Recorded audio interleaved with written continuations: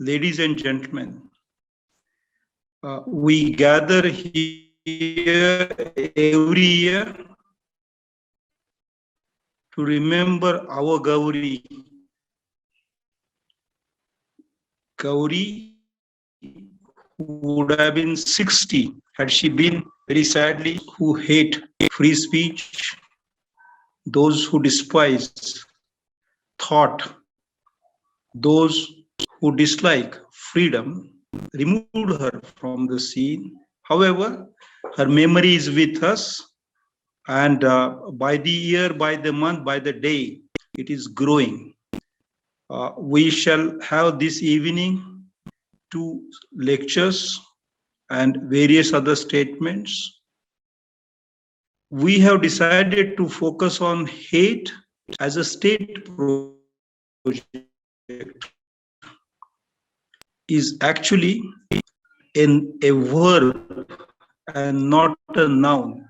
This government specializes in turning many nouns into verbs and verbs into nouns because it does not just understand what discourse in democracy should be.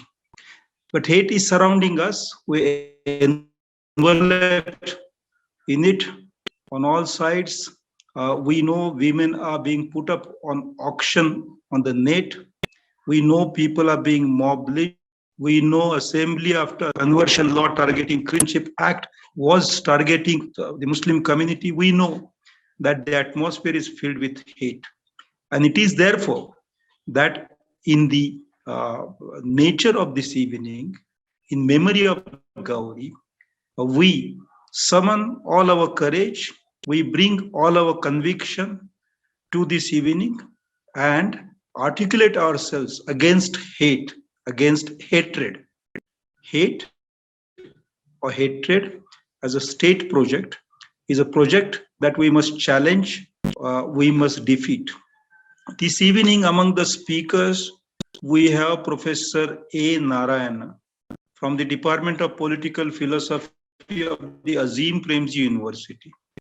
Professor Narayana is an extremely accomplished thinker, writer, and scholar. He started his career as a journalist with the Deccan Herald. Then he obtained a doctorate from the Institute of Development Studies at Sussex with a Ford International Fellowship.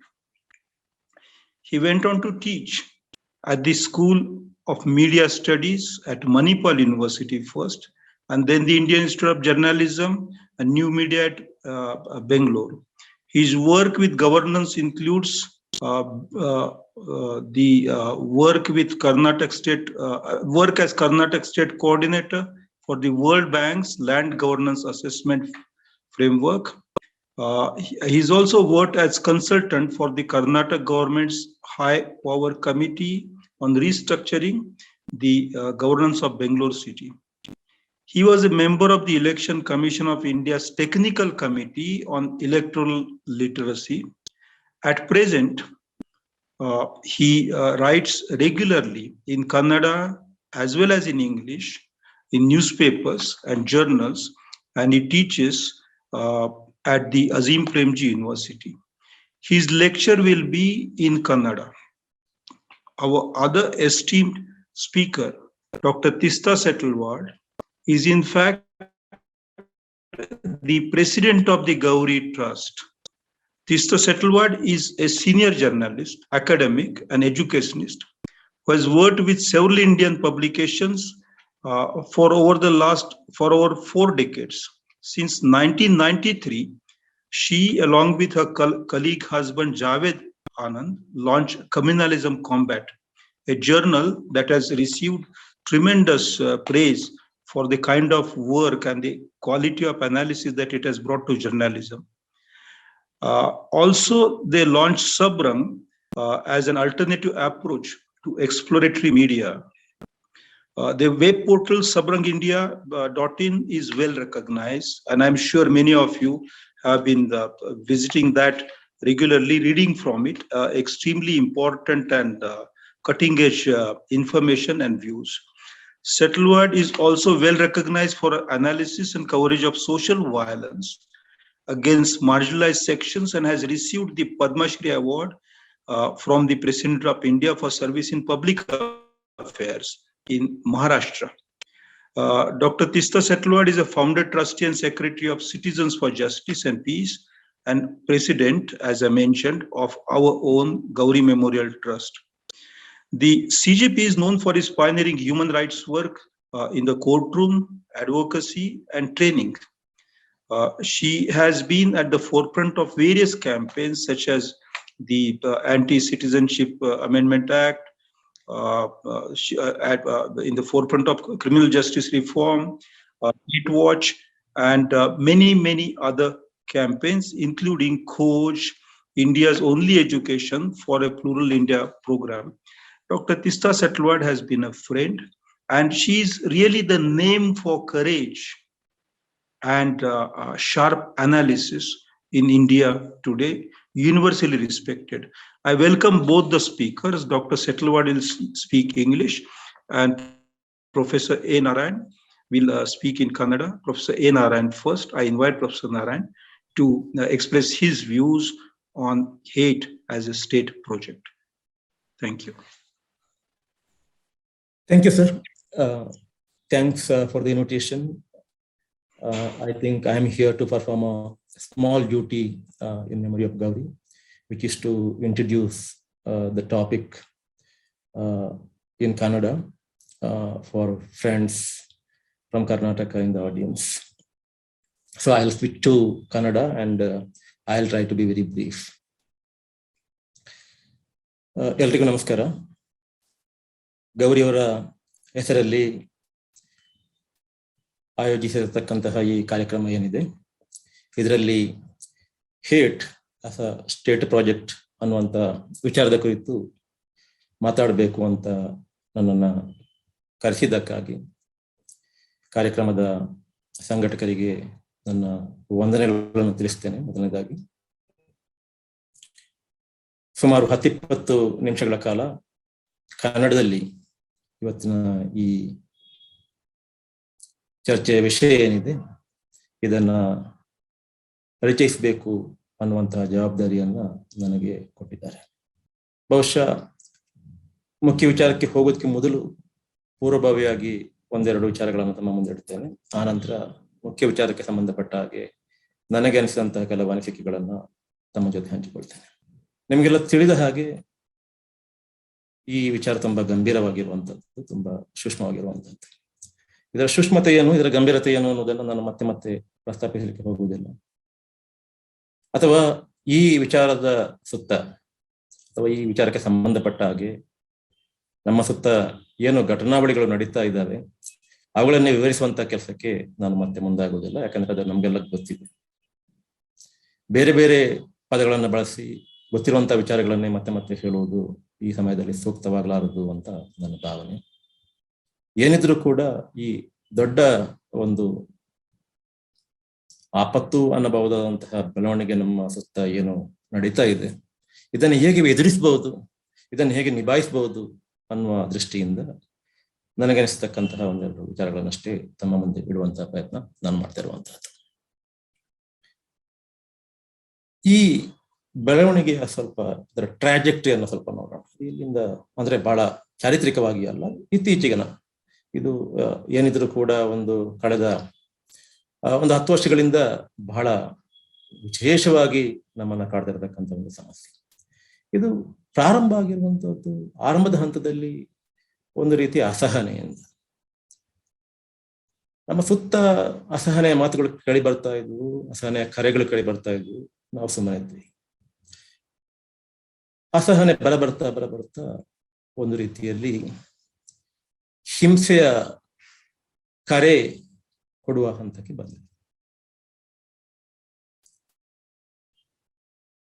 ಮೊದಲು ಅಸಹನೆ ಆನಂತರ ಸ್ವಲ್ಪ ದ್ವೇಷಕ್ಕೆ ತಿರುಗುತ್ತೆ, ದ್ವೇಷದ ಮಾತುಗಳನ್ನು ಕೇಳ್ತೇವೆ. ಆ ದ್ವೇಷದ ಮಾತುಗಳು ಈಗ ಹಿಂಸೆಯ ಕರೆಗೆ ಅಥವಾ ಬಡೀರಿ, ಕೊಲ್ಲಿ, ರಕ್ತಪಾತ ನಡೆಸಿ ಅನ್ನುವಂತಹ ಕಾರ್ಯಗಳನ್ನ ಬಹಳ ಓಪನ್ ಆಗಿ, ಬಹಳ ಬಹಿರಂಗವಾಗಿ, ಯಾವುದೇ ಅಳುಕು ಇಲ್ಲದೆ ಸಾರ್ವಜನಿಕವಾಗಿ ನೀಡುವಂತಹ ಒಂದು ಹಂತಕ್ಕೆ ನಾವು ಬಂದಿದ್ದೇವೆ. ನನಗೆ ಕಾಡ್ತಿರ್ತಕ್ಕಂಥ ಪ್ರಶ್ನೆ ಏನು ಅಂತಂದ್ರೆ, ಅಸಹನೆ ಇದ್ದದ್ದು ದ್ವೇಷದ ರೂಪ ತಳೆದು, ಅಸಹನೆಯ ಮಾತುಗಳು ದ್ವೇಷದ ಮಾತುಗಳ ರೂಪ ತಳೆದು, ದ್ವೇಷದ ಮಾತುಗಳು ಈಗ ಬಹಿರಂಗವಾಗಿ ಹಿಂಸೆಗೆ, ಕೊಲೆಗೆ ನೀಡತಕ್ಕಂತಹ ಕರೆಗಳಾಗಿ ಬದಲಾಯಿಸಿದಂತಹ ಅಥವಾ ಬದಲಾದಂತಹ ಈ ಟ್ರಾಜೆಕ್ಟರಿ ಏನಿದೆ, ಇದರ ಮುಂದಿನ ಹಂತ ಏನಿರಬಹುದು ಅಂತ ನನಗೆ ಅನ್ಸೋ ಮಟ್ಟಿಗೆ ಇದು ಬಹಳ ಗಂಭೀರವಾದಂತಹ ಒಂದು ಪರಿಸ್ಥಿತಿಯನ್ನ, ಬಹಳ ಗಂಭೀರವಾದಂತಹ ಒಂದು ಹಂತವನ್ನು ಈಗಾಗಲೇ ತಲುಪಿ ಆಗಿದೆ. ಯಾಕಂದ್ರೆ ಹಿಂಸೆಗೆ ಕರೆ ಕೊಡುವಂತಹದ್ದು, ಹಿಂಸೆಯ ಬೆದರಿಕೆಯನ್ನು ಒಡ್ಡುವಂತಹದ್ದು, ಕೊಲೆ ನಡೆಸಿ ಅಂತ ಬಹಳ ಜವಾಬ್ದಾರಿ ಸ್ಥಾನದಲ್ಲಿ ಇರತಕ್ಕಂಥವ್ರು, ಅವ್ರು ಮಾತಾಡಿದ್ರೆ ಇಡೀ ದೇಶಕ್ಕೆ ಕೇಳುತ್ತೆ ಅನ್ನುವಂತಹ ಸ್ಥಾನದಲ್ಲಿರತಕ್ಕಂಥವರು ಈ ರೀತಿಯ ಕರೆಗಳನ್ನು ಕೊಡುವುದಿದೆಯಲ್ಲ, ಇದು ಬಹಳ ಗಂಭೀರವಾದಂತಹ ಸಮಸ್ಯೆ. ಮುಂದಿನ ಹಂತ ಹಾಗಾದ್ರೆ ಎಷ್ಟು ಗಂಭೀರವಾಗಿರ್ಬೋದು, ಅಥವಾ ಮುಂದಿನ ಹಂತವನ್ನು ನಾವು ಹೇಗೆ ಊಹಿಸಬಹುದು ಅಂದಾಗ ಅಲ್ಲಿ ನನಗೆ ಎರಡು ಸಾಧ್ಯತೆಗಳು ಕಾಣಿಸ್ತಾ ಇದೆ. ಒಂದು ಸಾಧ್ಯತೆ ಏನು ಅಂತಂದ್ರೆ, ಈಗಾಗಲೇ ಇದು ತೀರಾ ಗಂಭೀರ ಸ್ವರೂಪವನ್ನು ಪಡೆದ ಕಾರಣ ಈ ದೇಶದ ಒಂದು ಅಂತಸತ್ವ ಏನಿದೆ ಅದು ಇದ್ದಕ್ಕಿದ್ದಂತೆ ಎಚ್ಚರಗೊಂಡು ಇದರ ವಿರುದ್ಧ ಒಂದು ಪ್ರತಿರೋಧವನ್ನು ಒಡ್ಡುವಂತ ಒಂದು ಸಾಧ್ಯತೆ ಇದೆ. ಸಾಕು, ಇದನ್ನು ಇನ್ನೂ ನಾವು ಕೇಳಲಿಕ್ಕೆ ತಯಾರಿಲ್ಲ ಅನ್ನುವ ನಿಟ್ಟಿನಲ್ಲಿ ಈ ದೇಶದ ಜನರ ಸಮಷ್ಟಿ ಪ್ರಜ್ಞೆ ಏನಿದೆ ಅದು ಜಾಗೃತಗೊಂಡು ಇದಕ್ಕೆ ಒಂದು ರೀತಿಯ ಪ್ರತಿರೋಧ, ಒಂದು ರೀತಿಯ ಪ್ರತಿಕ್ರಿಯೆ ಬರುವಂತಹ ಸಾಧ್ಯತೆ ಇದೆ. ಇದು ಒಂದು. ಹೀಗಾದ್ರೆ ಒಳ್ಳೆದು. ಹೀಗೆ ಆಗದೆ ಹೋದ್ರೆ ಇರತಕ್ಕಂಥ ಒಂದು ಸಾಧ್ಯತೆ ಇದೆ ಅಲ್ಲ, ಅದು ನನ್ನನ್ನ ಬಹಳ ಚಿಂತೆಗೀಡು ಮಾಡುತ್ತಿರತಕ್ಕಂಥದ್ದು ಮತ್ತು ಬಹಳ ನನಗೆ ಆತಂಕವನ್ನು ಉಂಟು ಮಾಡ್ತಾ ಇರತಕ್ಕಂಥದ್ದು. ಅದು ಏನು ಅಂತಂದ್ರೆ, ಬಹಳ ಸರಳವಾದ ಮಾತುಗಳಿಂದ ತೊಡಗಿ, ಸ್ವಲ್ಪ ಬೆದರಿಕೆಯ ಮಾತುಗಳಿಂದ ತೊಡಗಿ, ಈಗ ಹಿಂಸೆಯ ಕರೆಗೆ ಬಂದಂತಹ ಈ ಟ್ರಾಜೆಕ್ಟರಿ ಒಂದು ವೇಳೆ ಇನ್ನು ಮುಂದೆ ಈ ಕರೆ ಅನ್ನೋದೇನಿದೆ ಅದು ಕ್ರಿಯಾರೂಪಕ್ಕೆ ಇಳಿದ್ರೆ, ಅದು ಕಾರ್ಯರೂಪಕ್ಕೆ ಇಳಿದ್ರೆ ಆಗ ಈ ದೇಶದ ಪರಿಸ್ಥಿತಿ ಏನಾಗ್ಬೋದು ಅನ್ನುವಂಥ. ಯಾಕಂದ್ರೆ ಈ ಹಿಂಸೆಯ ಮಾತುಗಳಿಂದ ಜನರನ್ನ ಒಲಿಸಿಕೊಳ್ಳುವಂತ ಒಂದು ರಾಜಕೀಯ ಇದೆ ಅಲ್ಲ, ಅದರ ಅಪಾಯ ಏನು ಅಂತಂದ್ರೆ, ನೀವು ಒಂದು ಹಂತದಲ್ಲಿ ಎಷ್ಟು ಹಿಂಸಾತ್ಮಕವಾಗಿ ಮಾತಾಡ್ತೀರೋ ಅದಕ್ಕಿಂತ ಹೆಚ್ಚು ಹಿಂಸಾತ್ಮಕವಾಗಿ ಮುಂದಿನ ಹಂತದಲ್ಲಿ ಮಾತಾಡ್ಬೇಕಾಗತ್ತೆ, ಅದಕ್ಕಿಂತ ಹೆಚ್ಚು ಹಿಂಸಾತ್ಮಕವಾಗಿ ಅದಕ್ಕಿಂತ ಮುಂದಿನ ಹಂತದಲ್ಲಿ ಮಾತಾಡ್ಬೇಕಾಗತ್ತೆ. ಬಳಸತಕ್ಕಂಥ ಪದಗಳು, ನೀಡತಕ್ಕಂಥ ಸಂಜ್ಞೆಗಳು, ನಮ್ಮ ಶಾರೀರಿಕ ಭಾಷೆ, ಬಾಡಿ ಲ್ಯಾಂಗ್ವೇಜ್, ನಾವು ಎಷ್ಟು ಜೋರಾಗಿ ಹೇಳ್ತೇವೆ, ಎಷ್ಟು ಗಟ್ಟಿಯಾಗಿ ಹೇಳ್ತೇವೆ, ಎಷ್ಟು ಕೆಟ್ಟ ಪದಗಳನ್ನು ಬಳಸ್ತೇವೆ, ಇವೆಲ್ಲವೂ ಕೂಡ ಒಂದು ಹಂತದಿಂದ ಇನ್ನೊಂದು ಹಂತಕ್ಕೆ ಬಹಳ ಬಹಳ ಗಂಭೀರವಾಗ್ತಾ ಹೋಗ್ತವೆ, ಅಥವಾ ಬಹಳ ಬಹಳ ಕ್ಲಿಷ್ಟ ಅನ್ನೋದಕ್ಕಿಂತ ಬಹಳ ಬಹಳ ಕೆಟ್ಟ ಸ್ವರೂಪವನ್ನು ಪಡ್ಕೊಳ್ತಾರೆ. ಹೀಗಾಗಿ ಒಂದು ಹಂತದ ನಂತರ ಭಾಷೆಯಲ್ಲಿ ಪ್ರಯೋಜನಕ್ಕೆ ಬರೋದಿಲ್ಲ. ಯಾಕಂದ್ರೆ ನೀವು ಎಷ್ಟು ಕೆಟ್ಟ ಭಾಷೆಯನ್ನು ಬಳಸಬಹುದು, ಎಷ್ಟು ಪ್ರಚೋದನಕಾರಿ ಭಾಷೆಯನ್ನು ಬಳಸಬಹುದು, ಅಷ್ಟನ್ನ ಬಳಸಿ ಆದ ನಂತರ ಮುಂದೇನು ಅನ್ನೋ ಪ್ರಶ್ನೆ ಬಂದಾಗ ಬಹುಶಃ ಪ್ರಪಂಚದ ಚರಿತ್ರೆಯಲ್ಲಿ ಈಗೆಲ್ಲ ಆಗಿದ್ದನ್ನು ನೋಡಿದ ಹಿನ್ನೆಲೆಯಲ್ಲಿ ನೋಡಿದ ಅಥವಾ ಓದಿದ ಹಿನ್ನೆಲೆಯಲ್ಲಿ ಹೇಳುವುದಿದ್ರೆ, ಆ ನಂತರ ಮಾತುಗಳು ಕ್ರಿಯೆ ಆಗುವಂತ ಒಂದು ಅಪಾಯ ಇದೆ. ಇದು ಎರಡನೇ ಸಾಧ್ಯತೆ. ಮೊದಲನೇ ಸಾಧ್ಯತೆ ಆದ್ರೆ ಒಳ್ಳೆಯದು, ಎರಡನೇ ಸಾಧ್ಯತೆ ಆದ್ರೆ ಅದರ ಪರಿಣಾಮವನ್ನು, ಅದರ ಒಟ್ಟು ಅಪಾಯವನ್ನು ಊಹಿಸುವುದು ಕೂಡ ಕಷ್ಟ ಅಂತ ನನಗನ್ಸುತ್ತೆ. ಆದ ಕಾರಣ ಈ ಹಂತದಲ್ಲಿ ಈ ದೇಶದ ಪ್ರಜ್ಞಾವಂತರು ಯಾರಿದ್ದಾರೆ, ಈ ದೇಶದಲ್ಲಿ ಯೋಚಿಸತಕ್ಕಂತಹ ಜನ ಯಾರಿದ್ದಾರೆ, ಅವರೆಲ್ಲರೂ ಸೇರಿ ಸಾಧ್ಯವಾದಷ್ಟು ಆ ಒಂದನೇ ಸಾಧ್ಯತೆ ಏನಿದೆ ಆ ಸಾಧ್ಯತೆ ಸಾಧ್ಯವಾಗುವ ರೀತಿಯಲ್ಲಿ ಪ್ರಯತ್ನಿಸಬೇಕಾಗತ್ತೆ. ಮತ್ತೆ ಯಾವುದೇ ಬೆಲೆ ತತ್ತಾದರೂ ಕೂಡ ಎರಡನೇ ಸಾಧ್ಯತೆ ಆಗದ ರೀತಿಯಲ್ಲಿ ನಾವು ಎಚ್ಚರ ವಹಿಸಬೇಕಾಗತ್ತೆ. ಇದು ನಾನು ಆರಂಭಿಕವಾಗಿ ಹೇಳಬೇಕಾದಂತ ಒಂದು ವಿಚಾರ. ಇಷ್ಟು ಹೇಳಿದ ನಂತರ ಇವತ್ತಿನ ವಿಚಾರಕ್ಕೆ ಸಂಬಂಧಪಟ್ಟ ಹಾಗೆ, ಇವತ್ತಿನ ವಿಷಯಕ್ಕೆ ಸಂಬಂಧಪಟ್ಟ ಹಾಗೆ ಒಂದೆರಡು ನನಗನಿಸಿದ ಮಾತುಗಳನ್ನು ಹೇಳ್ತೇನೆ. ಇದು ಬಹಳ ಆಳವಾಗಿ ಯೋಚಿಸಿದಂತಹ ಅಕಾಡೆಮಿಕ್ ಆದಂತಹ ಜಿಜ್ಞಾಸೆ ಏನೂ ಅಲ್ಲ. ನಾನು ಈ ವಿಚಾರವನ್ನು ಕಂಡುಕೊಂಡ ಹಾಗೆ, ನಾನು ಅರ್ಥೈಸಿಕೊಂಡ ಹಾಗೆ, ಅಥವಾ ಮುಂದಿನ ನಾನೀಗ ಏನು ಹೇಳಿದೆ, ಇದು ಏನಾದರೂ ಕೂಡ ಕಾರ್ಯರೂಪಕ್ಕೆ ಇಳಿಯದ ರೀತಿಯಲ್ಲಿ ನಾವೆಲ್ಲರೂ ಕೂಡ ಕಾರ್ಯಪ್ರವೃತ್ತರಾಗಬೇಕು ಅನ್ನುವ ನಿಟ್ಟಿನಲ್ಲಿ ಏನು ಹೇಳಿದೆ, ಅದಕ್ಕೆ ಪೂರಕವಾಗುವ ಹಾಗೆ ಈ ವಿಷಯವನ್ನು ಅರ್ಥ ಮಾಡಿಕೊಳ್ಳುವ ನಿಟ್ಟಿನಲ್ಲಿ ನನ್ನ ಅರ್ಥೈಸುವಿಕೆಯನ್ನ ತಮ್ಮ ಮುಂದೆ ಇಡ್ಲಿಕ್ಕೆ ಪ್ರಯತ್ನಿಸ್ತೇನೆ. ಇಲ್ಲಿ hate as A state project ಅಂದಾಗ ಕನ್ನಡಕ್ಕೆ ಇದನ್ನು ಭಾಷಾಂತರಿಸಿದ್ದು ಬಹಳ ಕಷ್ಟ. ಹೇಟ್ ಅನ್ನೋದನ್ನ ದ್ವೇಷ ಅಂತ ಬಹುಶಃ ಸುಲಭವಾಗಿ ನಾವು ಭಾಷಾಂತರಿಸಬಹುದಾದರೂ ಕೂಡ ನನಗನಿಸುವ ಮಟ್ಟಿಗೆ ಈ ದ್ವೇಷ ಅನ್ನತಕ್ಕಂಥ ಪದ ಏನಿದೆ, ಆ ಪದದ ತೀವ್ರತೆ ಇವತ್ತಿನ ವಿದ್ಯಮಾನಗಳನ್ನ ಸಮರ್ಥವಾಗಿ ಹಿಡಿದಿಡುವುದಿಲ್ಲ. ಇದು ನಾವು ಇಂಗ್ಲಿಷ್ನಲ್ಲಿ ಹೇಟ್ ಅನ್ನುವಂಥ ಪದವನ್ನ ಬಳಸಿ ಅಥವಾ ಕನ್ನಡದಲ್ಲಿ ದ್ವೇಷ ಅನ್ನುವ ಪದವನ್ನ ಬಳಸಿ ವಿವರಿಸಬಹುದಾದಂತಹ ವಿದ್ಯಮಾನ ಅಲ್ಲ. ಅದಕ್ಕಿಂತ ತೀರಾ ಗಂಭೀರವಾದಂತಹ ಒಂದು ಪರಿಸ್ಥಿತಿಯನ್ನ ಇವತ್ತು ದೇಶ ಎದುರಿಸ್ತಾ ಇದೆ. ಹಾಗಾದ್ರೆ ಏನಾಗ್ತಾ ಇದೆ? ಬಹುಶಃ ಮನುಷ್ಯನ ಮನಸ್ಸಿನಲ್ಲಿ ಅತ್ಯಂತ ಕರಾಳ ಸ್ಥಿತಿಯ ಇನ್ನೂ ಕೂಡ ಮನಃಶಾಸ್ತ್ರ ಅದನ್ನು ಗುರುತಿಸದೇ ಇರತಕ್ಕಂತಹ ಒಂದು ಕೆಟ್ಟ ಪ್ರವೃತ್ತಿ ಇದೆ ಅಲ್ಲ, ಒಂದು ಕರಾಳ ಪ್ರವೃತ್ತಿ ಇದೆ ಅಲ್ಲ, ಆ ಪ್ರವೃತ್ತಿ ಇವತ್ತು ಮಾತಿನ ರೂಪದಲ್ಲಿ, ಕೃತಿಯ ರೂಪದಲ್ಲಿ, ರಾಜಕೀಯ ರೂಪದಲ್ಲಿ ನಮ್ಮ ಮುಂದೆ ಇದೆ. ಆದ ಕಾರಣ ಇದನ್ನ ಸುಲಭದಲ್ಲಿ ಇದು ಹೇಟ್ ಅನ್ನೋ ಪದವನ್ನ ದ್ವೇಷ ಅಂತ ಭಾಷಾಂತರಿಸೋದು ಸ್ವಲ್ಪ ಸಮಂಜಸವಾಗ್ಲಾರದು ಏನೋ ಅನ್ನುವಂಥದ್ದು ಒಂದು ಒಳಗು ನನಗೆ.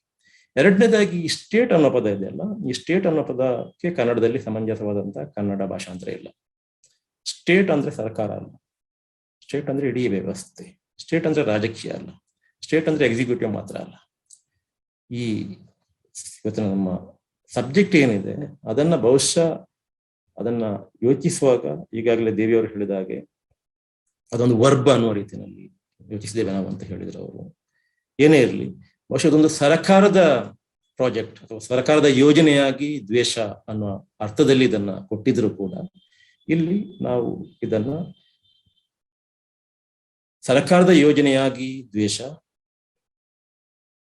ಎನ್ನುವ ಪರಿಕಲ್ಪನೆಯನ್ನ ಇಡೀ ವ್ಯವಸ್ಥೆಯ ಅಂದ್ರೆ ಸ್ಟೇಟ್ನ ಯೋಜನೆಯಾಗಿ ದ್ವೇಷ ಅನ್ನೋ ಪರಿಕಲ್ಪನೆಯಿಂದ ಪ್ರತ್ಯೇಕಿಸಿ ನೋಡ್ಬೇಕಾಗತ್ತೆ. ಅದಕ್ಕಿಂತ ಮೊದಲನೇದಾಗಿ ಸರ್ಕಾರದ ಪರಿಕಲ್ಪನೆಯಾಗಿ ದ್ವೇಷ ಅನ್ನುವ ರೀತಿಯಲ್ಲಿ ಈ ಸಬ್ಜೆಕ್ಟ್ ಅನ್ನು ಅರ್ಥ ಮಾಡೋದಕ್ಕೆ ಮೊದಲು ರಾಜಕೀಯದ ಯೋಜನೆಯಾಗಿ ದ್ವೇಷ ಅಂತ ಅರ್ಥೈಸಿಕೊಳ್ಬೇಕಾಗುತ್ತೆ. ಅಂದ್ರೆ ರಾಜಕೀಯದ ಯೋಜನೆಯಾಗಿ ದ್ವೇಷ ಅನ್ನೋದು ಸರ್ಕಾರದ ಯೋಜನೆಯಾಗಿ ದ್ವೇಷ ಅನ್ನೋದಕ್ಕಿಂತ ಭಿನ್ನವಾಗಿರುತ್ತೆ. ಸರ್ಕಾರದ ಯೋಜನೆಯಾಗಿ ದ್ವೇಷ ಅನ್ನೋದು ಸಮಸ್ತ ವ್ಯವಸ್ಥೆಯ ದ ಸ್ಟೇಟ್ ಅಂತ ನಾವೇನು ಹೇಳ್ತೇವೆ ಅದರ ಯೋಜನೆಯಾಗಿ ದ್ವೇಷ ಅನ್ನೋದಕ್ಕಿಂತ ಭಿನ್ನವಾಗಿರುತ್ತೆ. ಇವತ್ತು ಏನಾಗ್ತಾ ಇದೆ ಅನ್ನೋದನ್ನು ಅರ್ಥ ಮಾಡಿಕೊಳ್ಬೇಕಾದ್ರೆ ಈ ರೀತಿಯಲ್ಲಿ ಪದರವಾಗಿ ನಾವು ಈ ವಿಚಾರವನ್ನು ಅರ್ಥ ಮಾಡಿಕೊಳ್ಳುವುದು ಅವಶ್ಯಕತೆ, ಪರಿಕಲ್ಪನಾತ್ಮಕವಾಗಿ ಪದರವಾಗಿ ಅರ್ಥ ಮಾಡಿಕೊಳ್ಳುವಂಥದ್ದು ಅಗತ್ಯ ಅಂತ ನನಗನಿಸುತ್ತೆ. ಯಾಕಂತಂದ್ರೆ ಇಲ್ಲದೆ ಹೋದ್ರೆ ನಾವು ರಾಜಕೀಯವಾಗಿ ಪ್ರತಿಕ್ರಿಯಿಸುವಂತ ವಿಚಾರ ಅಲ್ಲ ಇದು. ಅಂದ್ರೆ ಇಲ್ಲದೆ ಹೋದ್ರೆ ನಾವು ಇದನ್ನ ಬಹಳ ಸರಳವಾದಂತ ರಾಜಕೀಯಾತ್ಮಕವಾಗಿ ಪ್ರತಿಕ್ರಿಯಿಸಬಹುದಾದಂತಹ ಒಂದು ವಿಚಾರ ಅನ್ನುವ ರೀತಿಯಲ್ಲಿ ನಾವು ಪ್ರತಿಕ್ರಿಯೆ ಇದ್ರೆ ಅದಕ್ಕೆ ಸಾಲದು, ಇದನ್ನು ಎದುರಿಸಲಿಕ್ಕೆ ಸಾಲದು ಅನ್ನೋ ದೃಷ್ಟಿಯಿಂದ ಈ ಪರಿಕಲ್ಪನಾತ್ಮಕವಾದಂತಹ ಪದರಗಳಾಗಿ ಈ ವಿಚಾರವನ್ನು ಅರ್ಥ ಮಾಡಿಕೊಳ್ಬೇಕು ಅಂತ ನಾನು ಭಾವಿಸ್ತೇನೆ.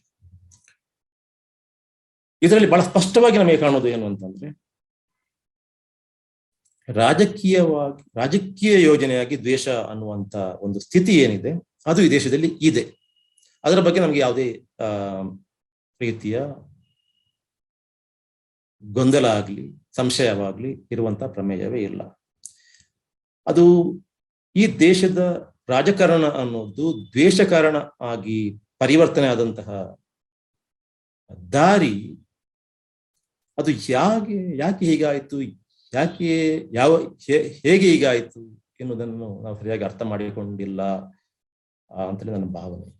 ಅರ್ಥ ಮಾಡಿಕೊಂಡಿಲ್ಲ ಅನ್ನೋದಕ್ಕಿಂತ ಹೆಚ್ಚಾಗಿ ಬಹುಶಃ ನಮ್ಮ ಸಮಷ್ಟಿ ಮೌನವನ್ನೇ ಬಂಡವಾಳವಾಗಿಸಿಕೊಂಡು ಈ ರೀತಿಯ ಒಂದು ಬದಲಾವಣೆ ಅಂದ್ರೆ ಇದು ತಪ್ಪು, ಈ ರೀತಿಯ ಪರಿವರ್ತನೆ ತಪ್ಪು ಅಂತ ಗೊತ್ತಿದ್ದವರೆಲ್ಲ ಸುಮ್ಮನಿದ್ದಂತಹ ಒಂದು ಪ್ರಮೇಯದಿಂದಾಗಿ, ಒಂದು ಕಾರಣದಿಂದಾಗಿ ರಾಜಕಾರಣ ಈ ದೇಶದಲ್ಲಿ ದ್ವೇಷ ಕಾರಣವಾಗಿ ಬದಲಾವಣೆ ಆಗಿರುವಂತಹದ್ದು.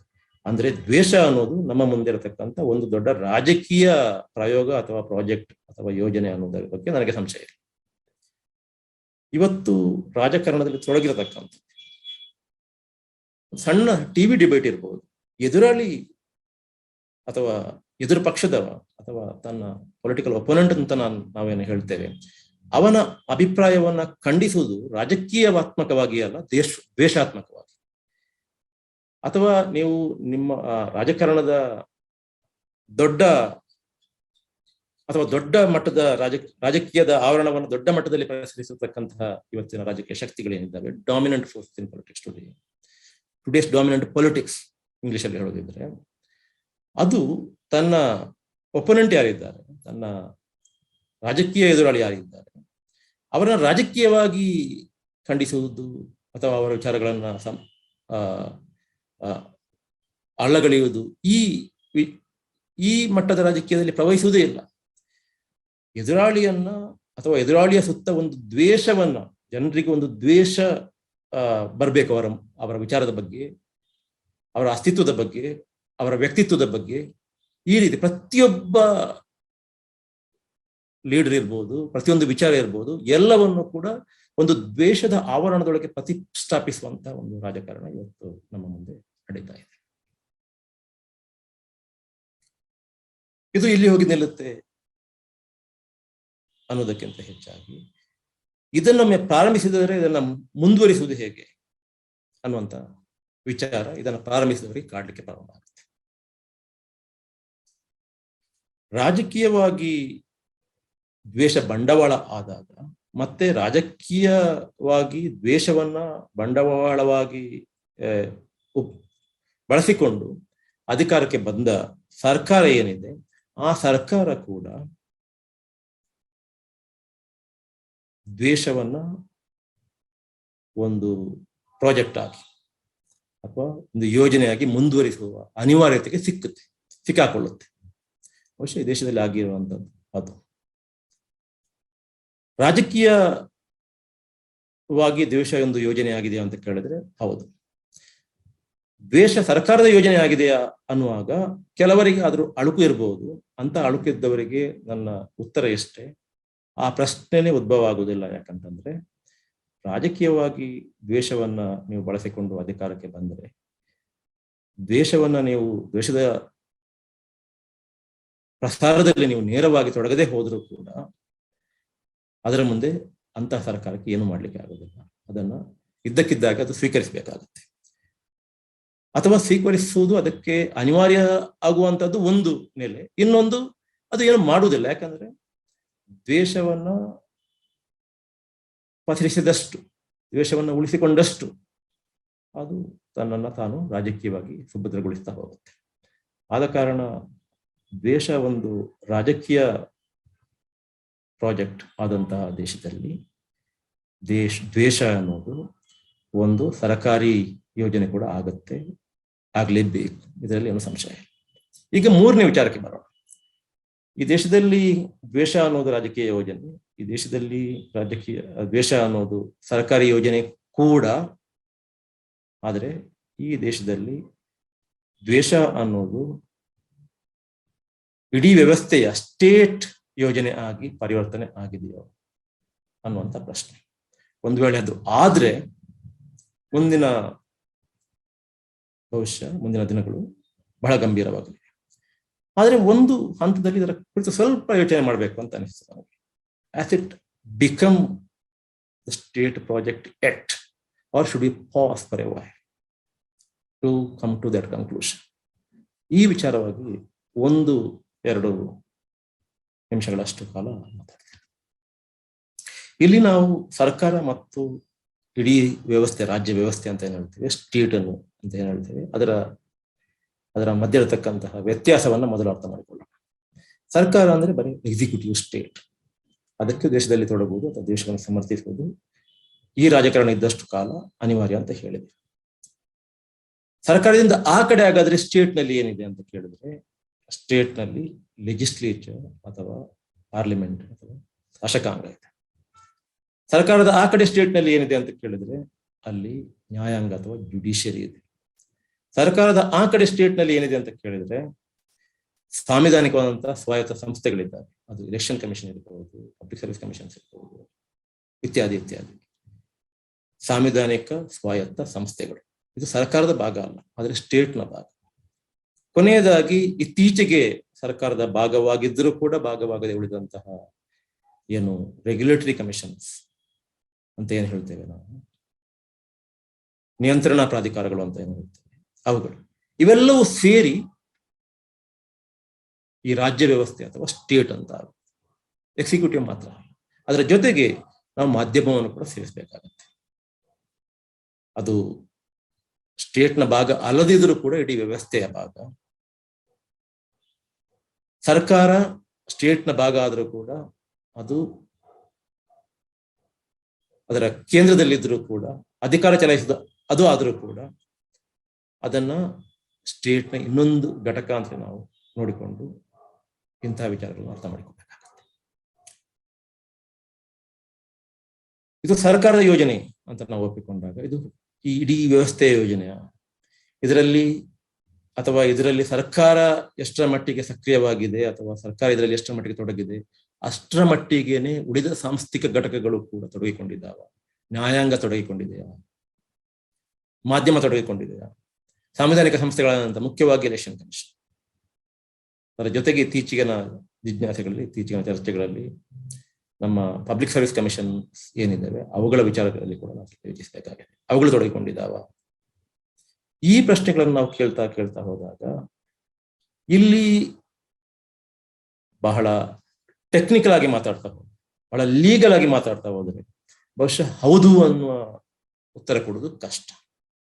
ಆದರೆ ಇಲ್ಲಿ ಏನಾಗುತ್ತೆ, ಈ ಇಡೀ ರಾಜ್ಯ ವ್ಯವಸ್ಥೆಯ ಸರ್ಕಾರೇತರ ಘಟಕಗಳಲ್ಲಿದ್ದಾವಲ್ಲ, ಅದು ನ್ಯಾಯಾಂಗ ಆಗಿರ್ಬೋದು, ಶಾಸಕಾಂಗ ಆಗಿರ್ಬೋದು, ಸಾಂವಿಧಾನಿಕ ಸ್ವಾಯತ್ತ ಸಂಸ್ಥೆಗಳಾಗಿರ್ಬೋದು, ಅವುಗಳೆಲ್ಲ ಈ ಯೋಜನೆಯಲ್ಲಿ ಪಾಲ್ಗೊಳ್ಳದೇನೆ ಈ ಯೋಜನೆಯ ಆಗಿ ಹೋಗುವಂತ ಒಂದು ಅಪಾಯ ಸ್ಥಿತಿ ಯಾವಾಗ ಉಂಟಾಗುತ್ತೆ ಅಂತಂದ್ರೆ ಅವುಗಳ ಮೌನದಿಂದ ಉಂಟಾಗುತ್ತೆ, ಅಥವಾ ಅವುಗಳ ಬಹಳ ಸೆಲೆಕ್ಟಿವ್ ಆಗಿ ಬಹಳ ಆಯ್ದ ರೀತಿಯಲ್ಲಿ ಪ್ರತಿಕ್ರಿಯಿಸಿದಾಗ ಪ್ರಾರಂಭ ಆಗುತ್ತೆ. ನಾವೀಗ ಶಾಸಕಾಂಗದ ವಿಚಾರಕ್ಕೆ ಬರೋಣ. ಈ ದೇಶದಲ್ಲಿ ಶಾಸಕಾಂಗ ಅಂತ ಒಂದು ಇಲ್ಲ ಅನ್ನೋದು ನನ್ನ ವಾದ. ಯಾಕಂತಂದ್ರೆ ಶಾಸಕಾಂಗ ಅಂತ ಅಂದ್ರೆ ಏನಾಗುತ್ತೆ, ಶಾಸಕಾಂಗದಲ್ಲಿ ಇರುವಂತಹದ್ದು ನಮ್ಮ ರೂಲಿಂಗ್ ಪಾರ್ಟಿ ಮೆಂಬರ್ಸ್, ಅವರೇ ಮೆಜಾರಿಟಿಯಲ್ಲಿ ಇರ್ತಾರೆ. ಆಳುವ ಪಕ್ಷದ ಸದಸ್ಯರು ಅಲ್ಲಿ ಹೆಚ್ಚಿನ ಬಹುಸಂಖ್ಯೆಯಲ್ಲಿ ಇರ್ತಾರೆ. ಆದ ಕಾರಣ ಆಳುವ ಪಕ್ಷದ ಸದಸ್ಯರ ಅಥವಾ ಆಳುವ ಪಕ್ಷದ ನಿರ್ಣಯವೇ ನಮ್ಮಲ್ಲಿ ಶಾಸಕಾಂಗದ ನಿರ್ಣಯ ಅಂತ ಆಗುವುದು. ಶಾಸಕಾಂಗದಲ್ಲಿ ಆಳುವ ಪಕ್ಷದವ್ರನ್ನ ಬಿಟ್ಟರೆ ಉಳ್ಕೊಳ್ಳುವಂಥದ್ದು ಸಣ್ಣ ಪ್ರಮಾಣದ ವಿರೋಧ ಪಕ್ಷಗಳ ಸಂಖ್ಯೆ, ಅದು ಯಾವಾಗಲೂ ಮೈನಾರಿಟಿಯಲ್ಲಿ ಇರುತ್ತೆ. ಅವ್ರು ಎಷ್ಟಂದ್ರೆ ಏನ್ ಮಾಡ್ಬೋದು, ಹೆಚ್ಚಂತಂದ್ರೆ ಅವರೊಂದು ಪ್ರತಿರೋಧವನ್ನ ಇಂತಹ ಬೆಳವಣಿಗೆಗಳಿಗೆ ನೀಡಬಹುದು. ಅಂತಹ ಪ್ರತಿರೋಧಗಳು ಶಾಸಕಾಂಗದ ಒಳಗೆ, ಅಂದ್ರೆ ಸಾಂಸ್ಥಿಕ ಸ್ವರೂಪದ ಒಳಗೆ, ಪಾರ್ಲಿಮೆಂಟ್ನ ಒಳಗೆ, ಪಾರ್ಲಿಮೆಂಟ್ನ ಏನು ಸೆಷನ್ಸ್ ನಡೆಯುವತ್ತಿಗೆ, ಅಧಿವೇಶನ ನಡೆಯುವತ್ತಿಗೆ ಒಳಗೆ ಮಾಡುವಂತಹ ಪ್ರಕ್ರಿಯೆಯನ್ನು ಒಳಗೊಂಡಿರುತ್ತೆ. ಅವರು ಹೊರಗಡೆ ಮಾಧ್ಯಮದ ಮೂಲಕ ಜನರನ್ನು ನೇರವಾಗಿ ತಲುಪುವ ಮೂಲಕ ಒಳಗೊಳ್ಳುವಂತಹ ಪ್ರಕ್ರಿಯೆಗಳೇನಿದ್ದಾವೆ ಅವುಗಳನ್ನು ಒಳಗೊಳ್ಳುತ್ತೆ. ಈ ಪಾರ್ಲಿಮೆಂಟ್ನ ಒಳಗೆ ಅಥವಾ ಈ ಸಾಂಸ್ಥಿಕ ಸ್ವರೂಪದ ಒಳಗೆ ಮತ್ತು ಹೊರಗೆ ಈ ದ್ವೇಷ ಕಾರಣ ಏನಿದೆ, ಇದಕ್ಕೆ ನಮ್ಮ ಶಾಸಕಾಂಗ ಅಥವಾ ನಮ್ಮ ಸಂಸತ್ತು ಪ್ರತಿಕ್ರಿಯಿಸಿದಂತಹ ರೀತಿ ಇದೆ ಅಲ್ಲ, ನನಗೆ ಅದು ಬಹಳ ನಿರಾಶೆ ತಂದಿದೆ. ಇದು ಒಂದು ಪ್ರೆಸ್ ಕಾನ್ಫರೆನ್ಸ್ ಮಾಡಿ ನಿಲ್ಲಿಸುವಂತ ಅಥವಾ ಮರೆತು ಬಿಡುವಂತ ವಿಚಾರ ಅಲ್ಲ, ಒಂದು ಪ್ರೆಸ್ ಸ್ಟೇಟ್ಮೆಂಟ್ ಮಾಡಿ ಮರೆತು ಬಿಡುವಂತ ವಿಚಾರ ಅಲ್ಲ. ಇದು ಒಂದು ಭಾಷಣ ಮಾಡಿ ಅಥವಾ 4-5 ಫೋನ್ ಕಾಲ್ಸ್ಗಳನ್ನು ಮಾಡಿ ಬರೀ ಆತಂಕಗಳನ್ನ ವ್ಯಕ್ತಪಡಿಸಿ ನಿಲ್ಲಿಸಬೇಕಾದಂತ ವಿಚಾರ ಅಲ್ಲ. ಇತ್ತೀಚೆಗೆ ಹರಿದ್ವಾರದಲ್ಲಿ ನಡೆದಂತ ಘಟನೆ ಅಥವಾ ಕೆಲವು ಸಾಮಾಜಿಕ ಮಾಧ್ಯಮಗಳನ್ನ ಬಳಸಿಕೊಂಡು ಆದಂತಹ ಕೆಲವು ಘಟನಾವಳಿಗಳಲ್ಲಿ ಇದ್ದಾವಲ್ಲ, ಇದನ್ನ ನೋಡಿಕೊಂಡು ಈ ದೇಶದ ಶಾಸಕಾಂಗ ಹಳೆಯ ರಾಜಕಾರಣವನ್ನೇ ಮಾಡಿ ಸುಮ್ಮನಾಗಿದೆ ಅನ್ನೋದಿದೆಯಲ್ಲ, ಇದನ್ನ ಈ ದೇಶ ಬಹಳ ನಿರಾಶೆಯಿಂದ ಸ್ವೀಕರಿಸಬೇಕು ಅನ್ನುವಂಥದ್ದು. ಆದ ಕಾರಣ ಶಾಸಕಾಂಗ, ಪ್ರತಿಪಕ್ಷಗಳು ಇದರಲ್ಲಿ ನೇರವಾಗಿ ಭಾಗಿಯಾಗದೇ ಹೋದರೂ ಕೂಡ ಈ ರೀತಿಯ ಅವರ ಮೌನ ಏನಿದೆ, ಈ ರೀತಿಯ ಅವರ ನಿಸ್ತೇಜತನದ ಪ್ರತಿಕ್ರಿಯೆ ಏನಿದೆ, ಈ ಮೂಲಕ ಅವರು ಕೂಡ ಈ ಯೋಜನೆಯ ಭಾಗವಾಗಿದ್ದಾರೆ ಅಂತ ನಾವು ಪರ್ಯಾಯವಾಗಿ ಹೇಳಬಹುದೇ ಹೊರತು ಸ್ಟೇಟ್ ಪ್ರಾಜೆಕ್ಟ್ ಅಂದಾಗ ಅವರ ರೋಲ್ ಇಲ್ಲಿ ನೇರವಾಗಿ ಇಲ್ಲ ಅಂತ ಹೇಳಬೇಕಾದಂತಹ ಒಂದು ಪರಿಸ್ಥಿತಿಯಲ್ಲಿ ಇದ್ದೇವೆ ಅಂತ ಭಾವಿಸೋಣ. ಎರಡನೇದು ನ್ಯಾಯಾಂಗದ ವಿಚಾರದಲ್ಲಿ ಮಾತಾಡೋದು ಬಹಳ ಸೂಕ್ಷ್ಮವಾದ ವಿಚಾರ. ಬಹಳ ನಿರಾಶರಾಗಬೇಕಾಗಿ ಇಲ್ಲ ಅನ್ನುವಂತಹ ರೀತಿಯ ಪ್ರತಿಕ್ರಿಯೆಗಳು ಕೆಲವೊಮ್ಮೆ ಬರುತ್ತೆ, ಕೆಲವೊಮ್ಮೆ ಅದಕ್ಕೆ ವಿರುದ್ಧವಾದಂತಹ ಪ್ರತಿಕ್ರಿಯೆಗಳು ಬರುತ್ತವೆ. ಒಂದೊಮ್ಮೆ ನಾವು ನ್ಯಾಯಾಂಗದ ವಿಚಾರದಲ್ಲೂ ಕೂಡ ಸಂಪೂರ್ಣವಾಗಿ ಭರವಸೆ ಕಳೆದುಕೊಂಡ್ರೆ ಅಥವಾ ನ್ಯಾಯಾಂಗ ಆ ಸ್ಥಿತಿಯನ್ನ ತಲುಪಿದ್ರೆ ಬಹುಶಃ ನಾವು ಇವತ್ತು ಈ ರೀತಿಯ ಒಂದು ಚರ್ಚೆಯನ್ನ ಏರ್ಪಡಿಸುವಂತ ಸ್ಥಿತಿಯಲ್ಲಿ ಕೂಡ ಬಹುಶಃ ಇರ್ತಿರ್ಲಿಲ್ವೋ ಏನೋ. ಒಂದಿಬ್ರು ಅಥವಾ ಕೆಲ ವ್ಯಕ್ತಿಗಳಾದರೂ ಕೂಡ ನ್ಯಾಯಾಂಗದಲ್ಲಿ ಈ ವಿಚಾರದಲ್ಲಿ ಸಂವಿಧಾನವನ್ನು ಎತ್ತಿ ಹಿಡಿಯುವ ಮತ್ತು ಈ ಸ್ಟೇಟ್ ಪ್ರಾಜೆಕ್ಟ್ ಅಂತ ನಾವು ಹೇಳ್ತೇವೆ ಅದರ ಭಾಗವಾಗದೆ ಉಳಿದುಕೊಳ್ಬೇಕು ಅನ್ನುವಂತಹ ನೈತಿಕ ಸಾಮಾಜಿಕ ಕಳಕಳಿ ಉಳ್ಳವರು ಇದ್ದಾರೆ ಅಂತಲೇ ಭಾವಿಸೋಣ. ಆದ್ರೆ ಏನಾಗುತ್ತೆ ಅಂತಂದ್ರೆ ಕೆಲವು ಮಂದಿ ಮಾತ್ರ ಇಂತಹ ಒಂದು ದೊಡ್ಡ ರಕ್ಷಕ ಸಂಸ್ಥೆಯಲ್ಲಿ ಉಳ್ಕೊಂಡಾಗ ಅಲ್ಲಿಂದ ಬರತಕ್ಕಂಥ ಪ್ರತಿಕ್ರಿಯೆಗಳು ನಿಧಾನ ಆಗ್ತವೆ. ಅವರು ಎಲ್ಲವನ್ನು ಅಳೆದು ತೂಗಿ ಪ್ರತಿಕ್ರಿಯೆ ನೀಡಬೇಕಾದಂತ ಪರಿಸ್ಥಿತಿ ಬರುತ್ತೆ. ಅಥವಾ ಕೆಲವೊಂದು ವಿಚಾರಗಳಲ್ಲಿ ಬಹಳ ಸಾರ್ವಜನಿಕವಾಗಿ ಬಹಳ ಗಮನ ಸೆಳೆದಂತ ವಿಚಾರಗಳಲ್ಲಿ ಮಾತ್ರ ಪ್ರತಿಕ್ರಿಯಿಸಿ ಉಳಿದ ವಿಚಾರಗಳಲ್ಲಿ ಪ್ರತಿಕ್ರಿಯಿಸದೆ ಹೋಗುವಂತಹ ಅಪಾಯಗಳಿದ್ದಾವೆ. ಅವುಗಳೆಲ್ಲವೂ ಕೂಡ ನಮ್ಮ ಮುಂದೆ ಆಗ್ತವೆ. ಆದ ಕಾರಣ ನಾವು ನ್ಯಾಯಾಂಗವನ್ನ ಪೂರ್ತಿಯಾಗಿ ಇದರ ಭಾಗ ಅಂತ ಹೇಳಲಿಕ್ಕೆ ಆಗದೆ ಹೋದರೂ ಕೂಡ ಈ ರೀತಿಯ ನಿಧಾನ ಪ್ರಕ್ರಿಯೆ ಮತ್ತು ಒಂದು ರೀತಿಯಲ್ಲಿ ಸೆಲೆಕ್ಟಿವ್ ಪ್ರತಿಕ್ರಿಯೆ ಏನಿದೆ ಇದರಿಂದಾಗಿ ಸ್ಟೇಟ್ ಪ್ರಾಜೆಕ್ಟ್ ಅನ್ನುವಂತ ವಿಚಾರಕ್ಕೆ ಬಂದಾಗ ಸ್ವಲ್ಪ ಮಟ್ಟಿಗೆ ನಾವು ಆತಂಕ ಪಡುವಂತಹ ಕಾರಣಗಳಿದ್ದಾವೆ ಅಂತ ಅನಿಸುತ್ತೆ ನ್ಯಾಯಾಂಗದ ದೃಷ್ಟಿಯಿಂದ ಹೇಳೋದಿದ್ರು ಕೂಡ. ಇನ್ನು ನಮ್ಮಲ್ಲಿ ಬಹಳ ನಮ್ಮ ಸಾರ್ವಜನಿಕ ದೃಷ್ಟಿಯಿಂದ ವಿವೇಚನೆಗೆ ಒಳಗಾಗದ ಅಥವಾ ಒಂದು ರೀತಿಯಲ್ಲಿ ಯಾವುದೇ ರೀತಿಯ ಸ್ಕ್ರೂಟಿನಿಗೆ ಒಳಗಾಗದಂತಹ ಕೆಲವು ಸಂಸ್ಥೆಗಳಲ್ಲಿ ನಮ್ಮ ಪಬ್ಲಿಕ್ ಸರ್ವಿಸ್ ಕಮಿಷನ್ಸ್ ಕೂಡ. ಈ ಪಬ್ಲಿಕ್ ಸರ್ವಿಸ್ ಕಮಿಷನ್ಸ್ಗಳಲ್ಲಿ ಏನಾಗುತ್ತೆ ಅಂದ್ರೆ ಅವರು ಎಕ್ಸಿಕ್ಯೂಟಿವ್ ಅಲ್ಲಿ ಯಾರಿರ್ತಾರೆ ಅನ್ನೋದನ್ನ ನಿರ್ಣಯಿಸ್ತಾರೆ ತಾನೆ. ಅಲ್ಲಿ ಯಾವ ರೀತಿಯ ಆಯ್ಕೆಗಳು ನಡೀತವೆ, ಅಲ್ಲಿಗೆ ಎಂಥವರು ಬಂದು ಸೇರಿಕೊಳ್ತಾರೆ ಎನ್ನುವ ವಿಚಾರದಲ್ಲಿ ನಾವು ಯಾರು ಯೋಚಿಸಿದ ಕಾರಣ ಈ ಸ್ಟೇಟ್ ಪ್ರಾಜೆಕ್ಟ್ ನ ಭಾಗವಾಗಿ ನಾವು ಅದನ್ನು ಯಾವತ್ತೂ ಕಾಣುವುದೇ ಇಲ್ಲ. ಬಹುಶಃ ಇವತ್ತು ಆ ರೀತಿಯಲ್ಲಿ ನಮ್ಮ ಪಬ್ಲಿಕ್ ಸರ್ವಿಸ್ ಕಮಿಷನ್ಸ್ಗಳನ್ನ ಸ್ಕ್ರೂಟಿನಿ ಮಾಡಬೇಕಾದ ಅಗತ್ಯ ಇದೆ ಅಂತ ಕಾಣಿಸುತ್ತೆ. ಯಾಕಂದ್ರೆ ಈ ಪ್ರಾಜೆಕ್ಟ್ ನ ಭಾಗವಾಗಿ ಅವರು ಇದ್ರೂ ಕೂಡ ಅದು ನಮಗೆ ಕಾಣದೆ ಹೋಗುವಂತ ಪರಿಸ್ಥಿತಿ ಹೆಚ್ಚು. ಯಾಕಂದ್ರೆ ಅದು ಚರ್ಚೆಗೆ ಬರಲ್ಲ, ಅದು ಕಾಣಿಸೋದಿಲ್ಲ. ಎಲೆಕ್ಷನ್ ಕಮಿಷನ್ ಅಲ್ಲಿ ಆದ್ರೂ ಕೂಡ ಆಗಿರುವಂತದ್ದು ಸ್ವಲ್ಪ ಮಟ್ಟಿಗೆ ಕಾಣುತ್ತೆ, ಇದರಲ್ಲಿ ಕಾಣುತ್ತೆ. ಸೊ ರಾಜಕೀಯ ಯೋಜನೆ ಇದು ಅನ್ನೋದ್ರಲ್ಲಿ ನಮಗೆ ಸಂಶಯ ಏನೂ ಇಲ್ಲ. ಇದು ಸರ್ಕಾರಿ ಯೋಜನೆ ಅನ್ನೋದ್ರಲ್ಲಿ ನಮಗೆ ಸಂಶಯ ಏನು ಇಲ್ಲ.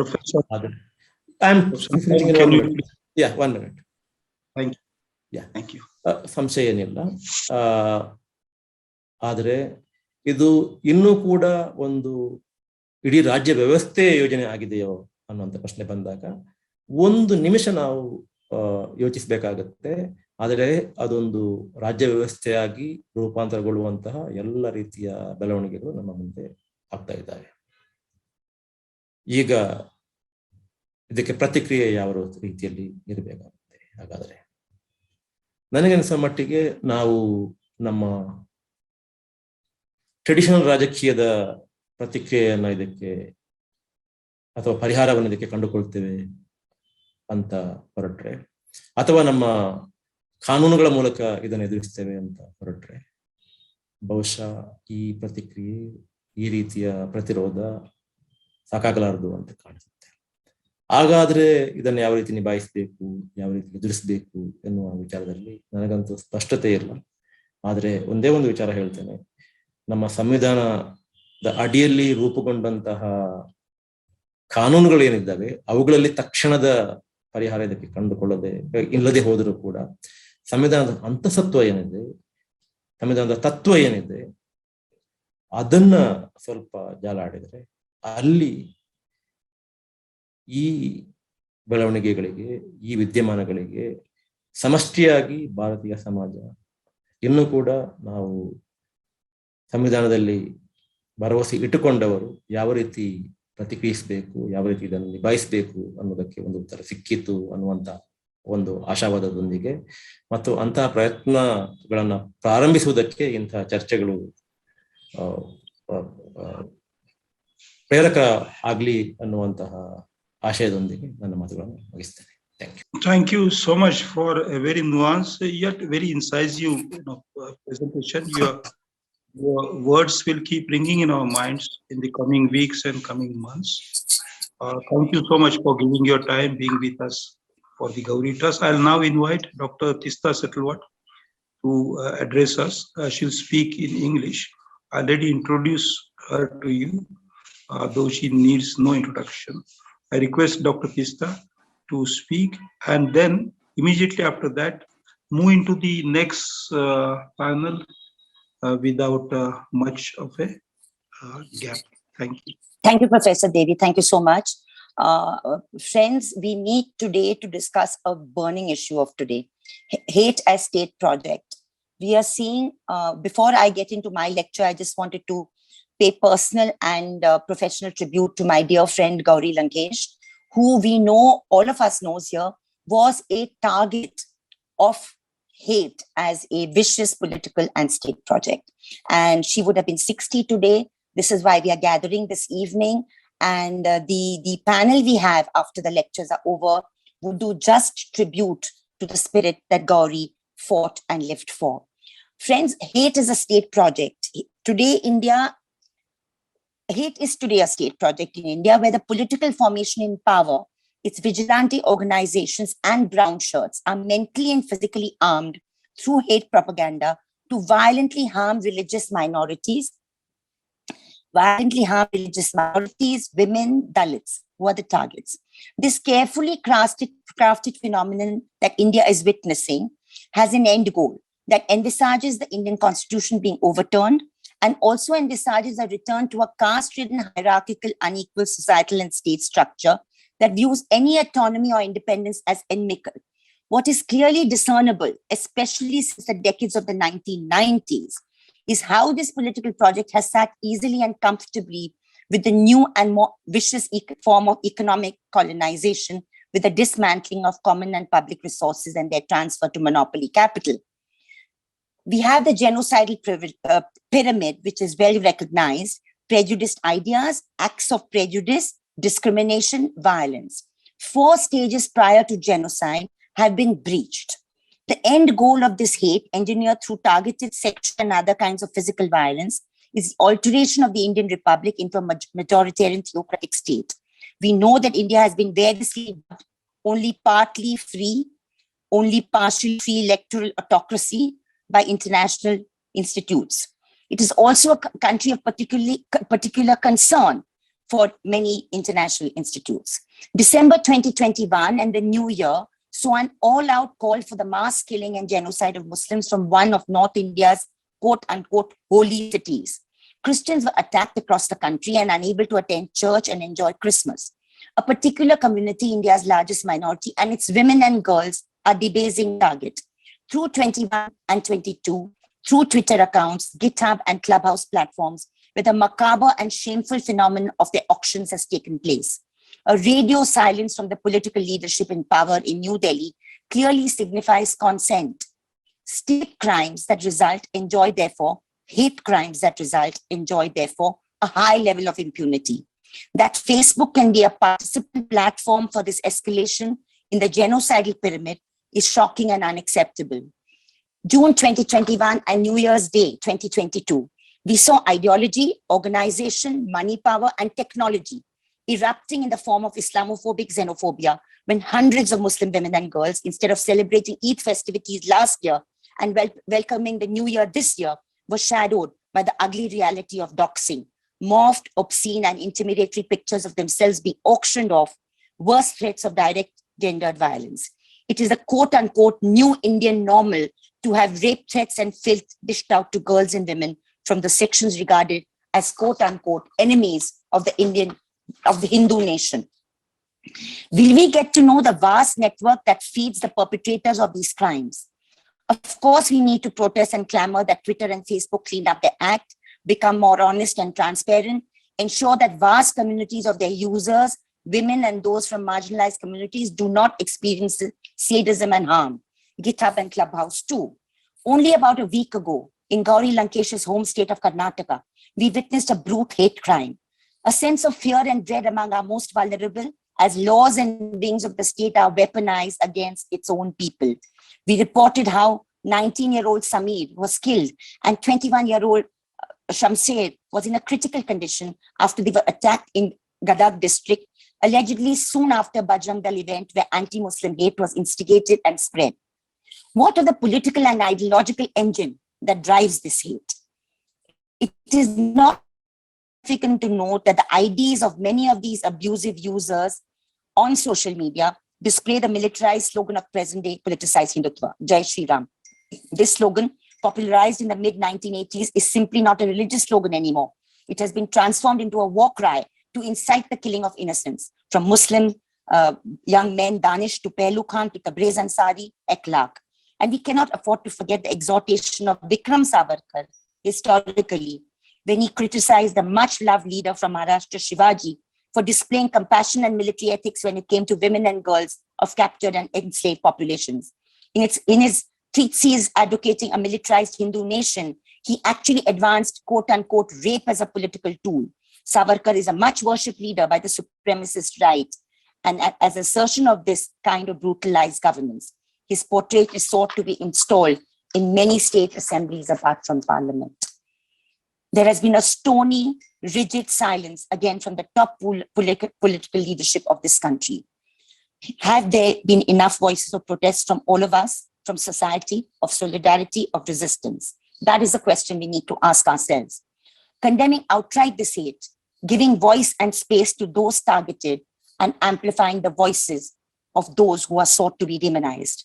Gauri Memorial Trust and CJP are fortunate to have some of these brave voices from among them, women who are Indian Muslims who have refused to be silenced, refused to play the victim. The Indian state, media corporations, and social media.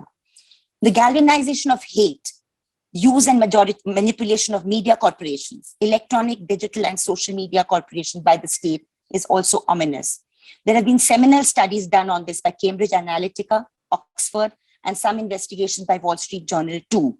These display the manipulation of political attitudes and choices by parties and corporations in power through the misuse of privacy and data. We at CJP have been doing our bit to chip away at this hatred. In June 2021, when Twitter handles were used for the obscene auction, we managed to get 21 accounts disabled. We've been interacting with NBDSA, Facebook, NCM, police authorities. Within this overall scenario, it is interesting to look at Facebook India, a platform which is playing a dangerous role. We have also been engaged with the human rights impact assessment of Facebook. Facebook has a vast clientele of 460 million plus users in English and 22 Indian languages, and allows unchecked, insightful content that has become an instrument for targeting minorities, Dalits, women. Our experience with Facebook, I'd just like to give some quick examples. In October 2018, we complained to Ms. Ankhi Das, the Public Policy Director of India, South and Central Asia, Facebook, about the vandalization of a church in Varanasi, the St. Thomas Church in the Prime Minister's parliamentary constituency, by extremists, some of whom had also previously posted on Facebook inflammatory content targeting the Christian community. No response. In 2019, our Hate Watch program had analyzed how one elected official of the influential ruling BJP party from a state in the south, Telangana, amplified a rumor and added his own hateful speech on Facebook, where he had 500,000 viewers. A year earlier, he had called for a vicious economic boycott of quote-unquote terrorist Kashmiris during the Amarnath Yatra on a video that has been viewed 300,000 times. Finally, he was a central figure flagged in the August 2020 Wall Street Journal report on how the corporation, the Facebook corporation, ignored hate speech by BJP leaders in India to protect its own business interests. By March 2021, when Facebook finally concluded that he, Raja Singh, had violated his own community, had violated their own community standards of objectionable content and violence and criminal behavior, he was finally removed from Facebook. So much damage had been done by then. His fan pages, with 219,430 followers and another with 17,019 followers continue to operate and generate provocative content. Similar stark examples around the Delhi 2020 targeted violence of Muslims in the capital by Ragini Tiwari, Kill or Die Call, Kapil Mishra, Anjali Verma show that it is the unchecked use of Facebook in non-English languages that is instrumental in the spill and spiral of targeted violence. Facebook Incorporated has responded to 2 complaints sent by us against hate content made by Ragini Tiwari, stating that they are not in a position to take any action against her. Instead, they asked us to contact her directly to get a resolution on the issue. Then there is the serial offender Deepak Sharma, another example. Our video team weaved together a story of how he was using Facebook to spread hateful content. He was not removed for a long time till very, very recently from Facebook. We've also been tracking, discerning, reporting Yati Narasimhanan, infamous for his Dharm Sansad genocidal call for 4 years now, before the call for genocidal violence. When we complained about his Facebook post in 2018, where he asked Hindus to be armed themselves 24/7 to protect the religion and said Islam is cancer, we were told by Facebook that this does not go against their community standards, but if you have an issue, we can either block Yati or unfollow his pages. So the fact that I wanted to flag here is that hate is not just a state project, but it's a huge project for the corporations who command a lot of viewership on social media. And the linkages between the state and corporations, financial and political, it needs to be factored into any of the citizenship protests that we have against hate as a state project. A very interesting thing when you look at social media is the use of phrases like Qatar Hindu, etc., fanatical, very derogatory terms like mullah, katwa, etc.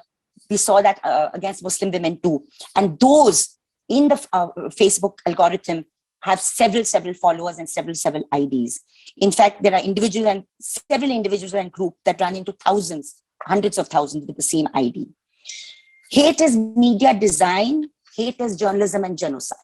The COVID-19 outbreak, particularly in the initial stages, saw how quote unquote commercial Indian channels, I don't have to name them, but I can as well, whether it is India Today, respectable, relatively respectable, Z, News Nation, etc., use episodes like the Tablighi Jama episode and many others to actually generate content that was not just insightful, but ended up in targeting socially, economically, and even physically the Muslim community.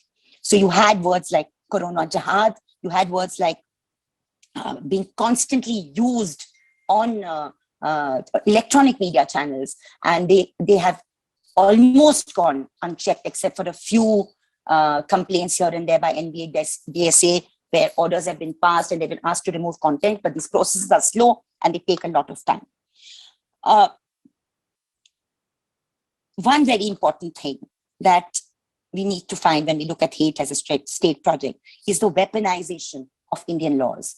We have seen the weaponization of the UAPA, we've seen the use of sedition, we have seen the use of media, and the indiscriminate use of the draconian anti-terror law by majority of the youth leaders who were protesting the Citizenship Amendment Act of 2019. And we know that 18 of them are still in prison today, and some of them miraculously have come out. We have one of very brave such leader on our panel this evening, Safoora Zargar. And Asif Iqbal Tana is out, Devangana and Natasha out, but we still have Ishrat Jahan, Tahir Hussain, Khalid Saifi, Umar Khalid, Sharjil Imam, Gulfisha Fatima Khatun, Taslim Ahmad, Salim Malik, Muhammad Salim Khan, Athar Khan, Shadab Ahmad, who are still incarcerated. I think we need to take these names, we need to campaign against them, because the hate campaign, hate being used as a political campaign for democratic protesters, is something that we saw particularly when it came to the anti-CAA protests in the city of New Delhi, which inspired protests all over the country. For some decades now, before today, we have lived with hate as a political tool, as shakhas and branches were used by the Rashtriya Swayamsevak Sangh and many of its octopus-like organizations to show seeds of division among Indians on vicious religious lines. The othering took place at many levels: infantile storytelling, choked historical narrative shorn of rationality or nuance, masochist male superiority and caste pride, all coalesced into creating cadres whose perverse lifestyle encompassed a vision suited to promote at all costs a militarized theocratic state. This project is close to a century old. In the years when we were young, we saw serials like Tamas being attempted and then being banned on Indian television because they actually showed us how the Shaka functioned. Gandhi, Mahatma Gandhi, whose 74th day of martyrdom falls tomorrow, January 30th, 2022, is still regarded, quote unquote, as traitor for unflinchingly standing for equality, non-discrimination, and negotiation and dialogue. Yes, secularism. He was felled by the bullets of hate on January 30th, 1948. There were 5 previous attempts on his life before the one that succeeded, the first one being in 1934. If the first bouts of targeted violence against Muslims in Jabalpur, 1961, Ranchi, 1969, so utterances of slogans like Musliman ka ek hi stan, Pakistan ya Kabristan. There is only one place for Muslims, the destination of the Muslim, which is either Pakistan or the graveyard. These have ossified over the years and the decades with the capture of brute state power into Desh ke gaddaron ko, goli maro salo ko, which we saw that this provocative chant on January 27, 2020, during an election rally for the Delhi Assembly election came from no less than a minister in the government of India's cabinet, Anurag Thakur, who continues to hold a constitutional post and has faced no penal action except a 72-hour campaign ban by the Election Commission. References in his hate-filled speech were to individuals, Muslim women and young men, leading inspirational protests against an unconstitutional law. Today, we are the complete dominance in the political arena of an overt supremacist ideology, manifest in senior elected officials in the Modi II government who are guilty of verbal bloodletting in its crudest form. Since the first week of its first term in 2014, crass levels of targeted hate speech have characterized the utterances of the functionaries of this regime, women and men ministers, the home minister, some chief ministers, and even the prime minister. With this kind of messaging unleashed from the very top, the neighborhood level political leadership of the ruling party, its legislators and corporators have received a permanent green signal. Venom is used as constant political and mobilizational tool to shred the ties that bind neighborhoods together. The state power behind the offenders ensures immunity. We saw this cynically unfold in Delhi in 2020 as an ideology with little to offer but supremacist division overturned weeks and months of democratic celebration. So evident in the anti-CA, anti-NPR, NRC protests. Brazen repression and incarceration followed. 24 months down, even as over hundreds, if not thousands, languish in jail. Ironic, isn't it, that the twin narratives flowing out of India have been, then and now, hate at the level of the state and democratic love and protest from large sections of our people. This then is the resistance of a rare and special kind. Very rare and very, very special. It always amazed me that the songs that actually guided the anti-CA, anti-NPR protests, the slogan of Azadi that came out of our universities and was given different forms, the posters that we saw of Bhagat Singh, Savitribai Phule, Ambedkar in all these protests were absolutely inspiration. The fact that the Azadi slogan transformed from a slogan in Kashmir into the slogan of democratic protest, renderings of Habib Jalil's Dastoor and Faiz Ahmad Faiz Hum Dekhenge in Urdu was sung all over the streets of this country, different languages too. No wonder that Delhi's Shaheen Bagh, which captured the imagination of nationwide protesters in 2019 and 20, and it becomes a single hate-letting motive of the supremacist right, including the party in power. Nothing was spared by the government at the center to dismantle the protests and discredit the protesters. The sharpshooter who reportedly fired gunshots twice near Shaheen Bagh on February 1st, 2020, 22 days before state-sponsored violence engulfed Northeast Delhi, Kapil Gujjar had unshamefacedly claimed that as he attacked, that sirf Hinduon ka Raj chalega, सिर्फ हिंदुओं का राज चलेगा.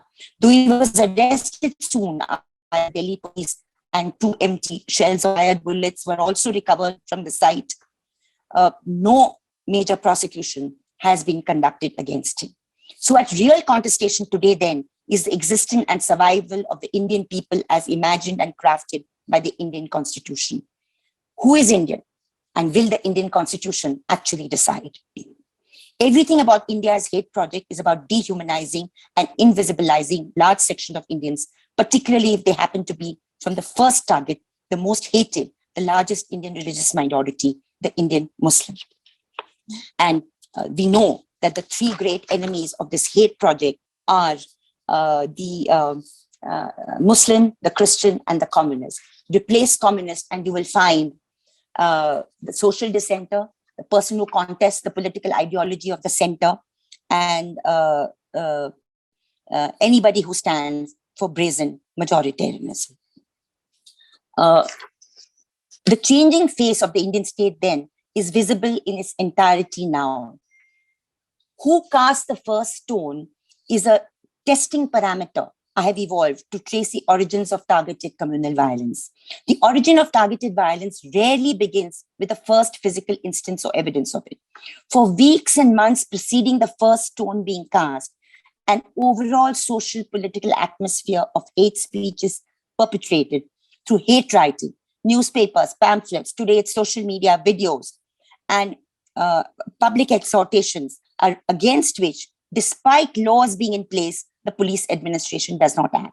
The higher judiciary too has been strangely complicit in not arresting this pernicious trend. No suo motu actions, no strong jurisprudence on insightful hate speech. As a result, this institutional complacence could even be influenced by majoritarians. Public acceptance of uttering the hate speech has grown. L.K. Advani's Rath Yatra in the 1990 was a single 89-90 was the single most powerful mechanism used by the supremacist right to exert its stranglehold on Indian politics. The trend legitimized terms like quote unquote Muslim appeasement, pseudo-secularism and the like. Today it's become secular. As the plans for the Rath Yatra loomed, hate pervaded the air, be it railway compartments or cocktail parties in Delhi and Bombay. The quote mainstream media played its part. My favorite example is etched in memories of the India Today magazine, then the political magazine. A cover story titled The Lotus Blooms with the glowing face of Advani legitimized this campaign, even as newspapers like the Telegraph and Sunday Observer warned of the lurking dangers of this hate letting in 1989. Once the act was accomplished and a 400-year-old mosque was demolished in full public view in broad daylight, lives lost, massacres took place, and properties destroyed of Muslims, the same magazine, India Today, had a remorseful cover condemning the act and praising individual and collective acts of secular heroism. That the RSS, BJP, VHP combines insidious crafting of a political campaign from the Ram Janmabhoomi, the original birthplace of Ram, in fact was a cover for not just the demolition of a mosque, but the heralding and celebration of a violent, hate-infested majoritarian culture in Indian politics. And this was not remarked upon by the magazine. Today we have the Indian state funding. Today we have the Indian state funding the Ram temple and large numbers, a crores of rupees, taxpayers' money being spent towards whether it is the Ram temple or whether it is the Kashi Vishwanath Dham in Varanasi. We also had the Indian Supreme Court giving us a decision in November 2019, which was hugely problematic. The trend has continued. We look at the markers, 1984, Delhi, 1983 before that, February. We look at 1992-93 Bombay, Surat, December 1992, Gujarat, 2002. And then we look at Muzaffarnagar 2013, Delhi 2020. Today, what Muslim girls and women are facing in their brutality on social media, I remember Gujarat streets and districts being flooded by hate pamphlets, including one particularly obnoxious one called Jihad, which actually instructed cadres on how to deal with Muslim women violently. And we know what the Gujarat pogrom was about. We know that there was acts of gendered violence and forced nudity, which are too brutal to even go through again in a public lecture. We had, through the Citizens Tribunal, documented 300, 400 such cases. But even the State Intelligence Bureau had actually documented 99 cases of violent crimes against girls and women in Gujarat. Today, the Gujarat model has definitely come to stay in Delhi. Police bias and complicity is something which we have seen steadily grow over the years. It was flagged in the 1980s and the 1990s by studies, by fact-finding reports, by police officers like Vibhuti Narayan Rai. We've seen what happened in Meerut, Hashimpura, Bhivandi, 1984. I mean, it's an endless saga of violence and complicity of the police in communal violence. But what we saw in Gujarat, when you had slogans of people saying, "Ye andar ki baat hai, police hamare saath hai," and then you come to 2019, where a study conducted by two reputed organizations come and interviews 12,000 policemen finds that 70% of India's policemen believe that Muslims are violent and 30% believe that Dalits are violent. So you have already, even before the proto-fascist takeover of state power, you actually have an infiltration of this ideology into the wings of governance. And finally, I just wanted to flag 2 or 3 issues because I think the panel needs to come on very soon. And I have another 5 or 7 minutes, I'll try and finish as quickly as possible. The absence of institutional memory in this country is something we need to understand. We have umpteen riot commission reports, Ranchi, Jabalpur, Tellicherry, Bombay Justice Shri Krishna Commission report, which actually exposed this kind of infiltration of communal ideology into the arena of governance. But we did not find the structures of governance acting on the very, very harsh findings and recommendations. So absence of institutional memory is what Indian democracy also has to contend with, that we do not have the higher judiciary, we do not have the police structures and the political structures actually imbibing from the findings of these very learned reports. Finally, judiciary and hate speech. Where has our Indian judiciary been on countering hate speech? We have the laws, we have Indian criminal law, the IPC, we have election laws, where we talk about the misuse of religion for political ends, the Representation of People's Act. But there's been a reluctance of the judiciary to ever issue suo moto action or act. In the 80s and 90s, we saw a period which I had analyzed in this paper I had done for the law school, and it was a published paper, Hate Speech and Indian Democracy, with a lot of judgments coming out of the Bombay High Court, which actually pulled up political leaders belonging to the supremacist party at the time in Maharashtra, which used religion for political ends. All but one were overturned by the Supreme Court. Recently, we have seen, 2014, we have seen 3 judgments coming out, Pravasi Bhalai Sangathan versus Union of India. Then we saw the Amish Devgan case in 2021, and we've also seen the Tehsin Poonawalla case of 2018. Now, the interesting thing, and this is what I'll end with, is that the first time in these 2 cases, Pravasi Bhalai Sangathan and the Amish Devgan case, we actually see a judicial attempt to understand what hate speech is. Because hate speech and hate writing is not free speech. I mean, hate speech, there is a constant attempt to kind of confuse the two and conflate the two and say that freedom of speech, Article 19, is an overriding freedom. While it is and should be an overriding freedom in a democracy, if my freedom of speech and expression, Article 19(1)(2) and Article 19(1)(a), actually impinges on somebody's right to equality, right to life, and right to live with dignity, Article 14 and Article 21, then I think that Article 19(1) and 2 has to be curtailed. So the first time the Indian judiciary in both these cases has actually upheld the principles that the fundamental rights of Article 14 and Article 21 are as crucial for understanding freedoms as Article 19, which is freedom. So hate speech is not free speech and needs to be understood as such. This is very, very critical. Gauri, Gandhi, and the brave hearts on today's panel, who represent hundreds of women and girls who refuse to be silent, are all equal targeted victims of hate and this insidious political project. I think all of us as civil society need to stand by brave voices who refuse to be victims and who have fought this victimhood very, very strongly. We know that Gandhi's martyrdom, whom we celebrate tomorrow, is one of the worst victims of this hate letting and speech, 75 years after his killing. We also know what Baba Saheb Ambedkar told us when he said that, mere political democracy is enough and we need to look at social equality, social justice, social democracy, and economic democracy, and economic, social, and political justice. These are issues that we need to flag. But before I conclude today, I just want to end by one very, very,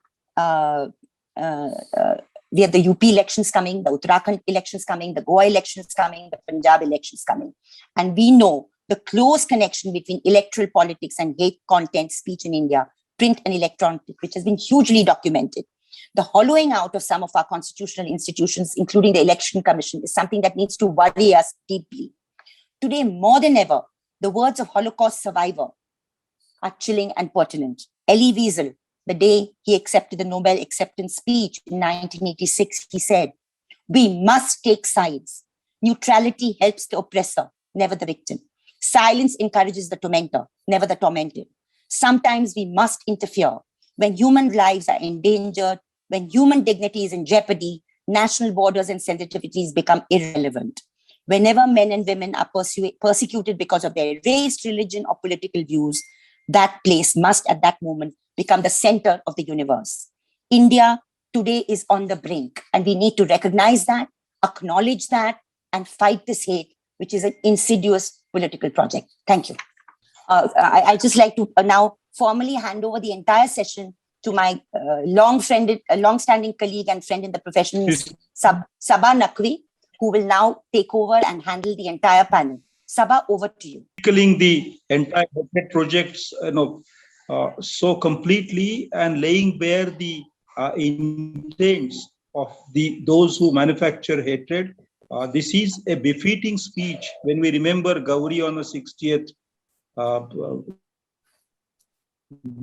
birth anniversary. Thank you so much for being so courageous, so bold, and so inspiring for all of us. Thank you indeed. Sabaji, please continue. Hello, thank you for having me here. I don't know if I'm being heard and seen. Is it? Yeah? Okay. I'm very happy to be invited to speak about Gauri Lankesh and what would have been her 60th birthday, because first of all, Gauri was a journalist.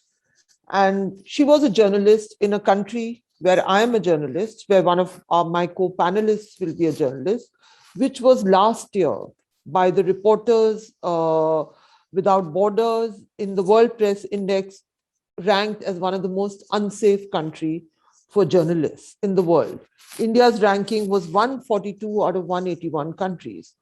So the task of being a journalist, speaking truth to power, it invites today a lot of attention.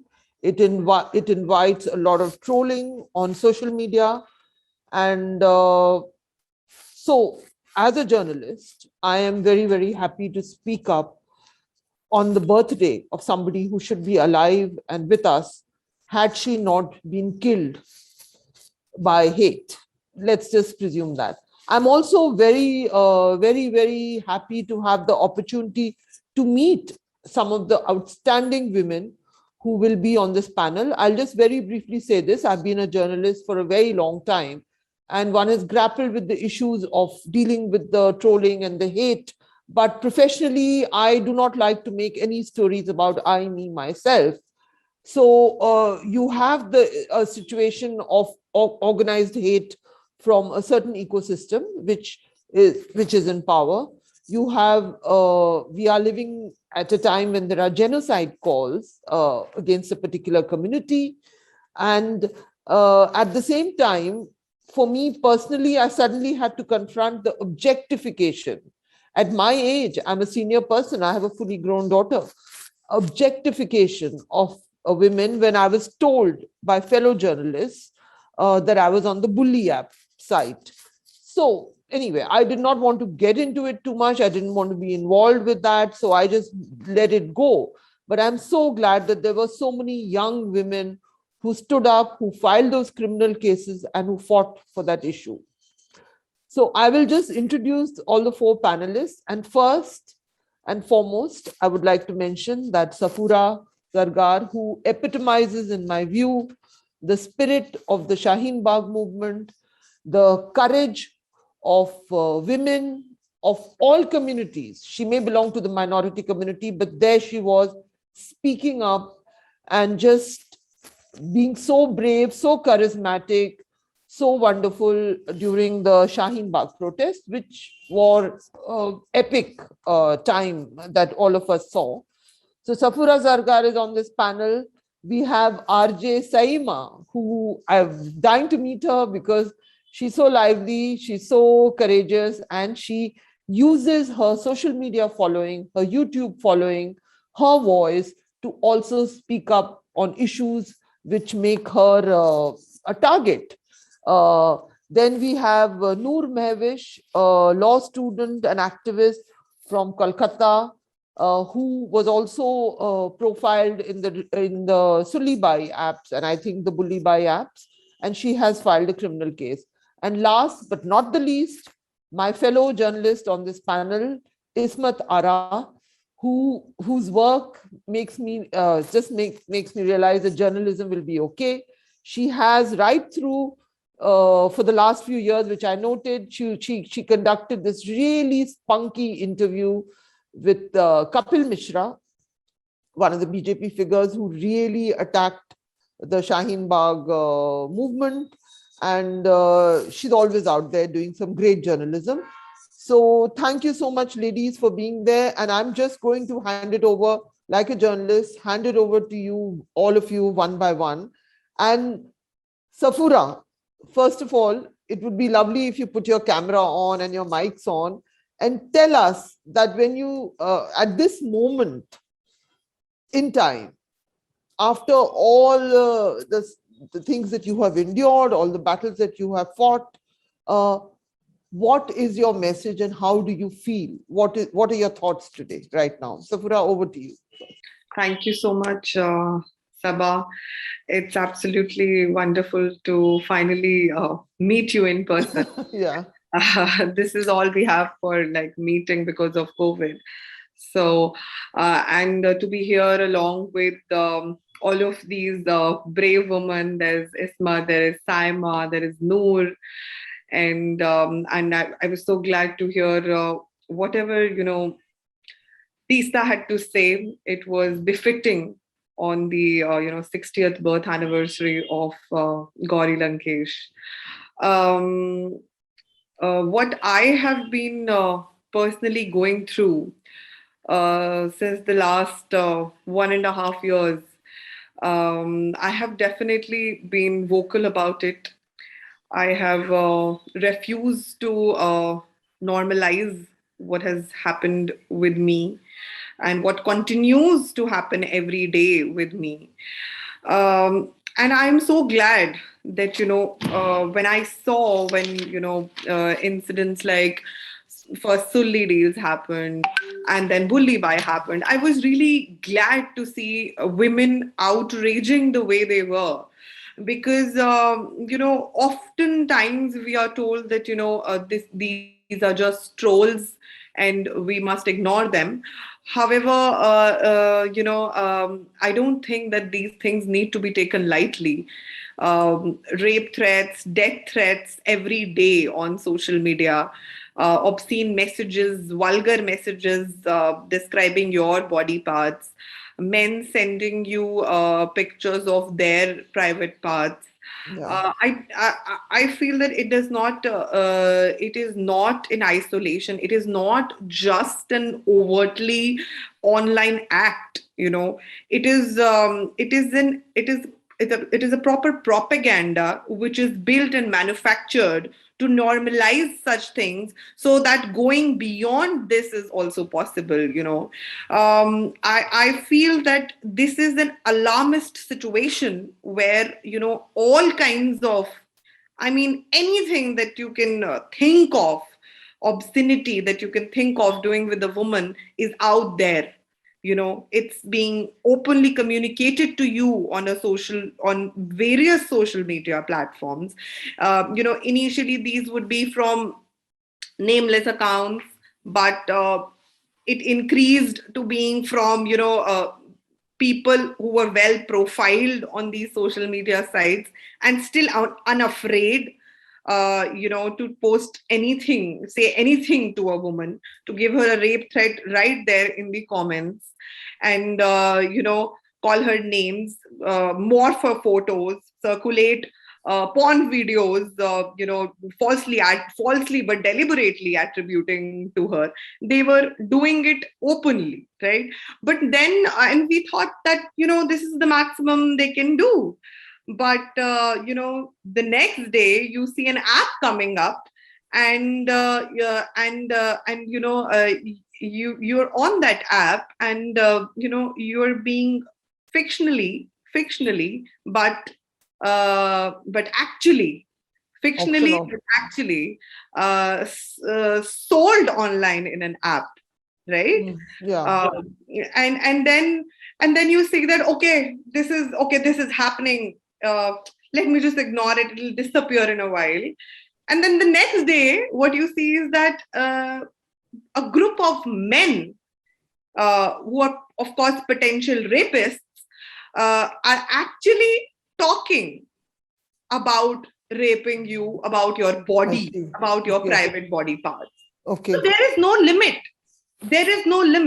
And I believe that any small thing which somebody tells you to ignore is something you pick it up, you be stubborn about it, and you refuse to keep quiet about it.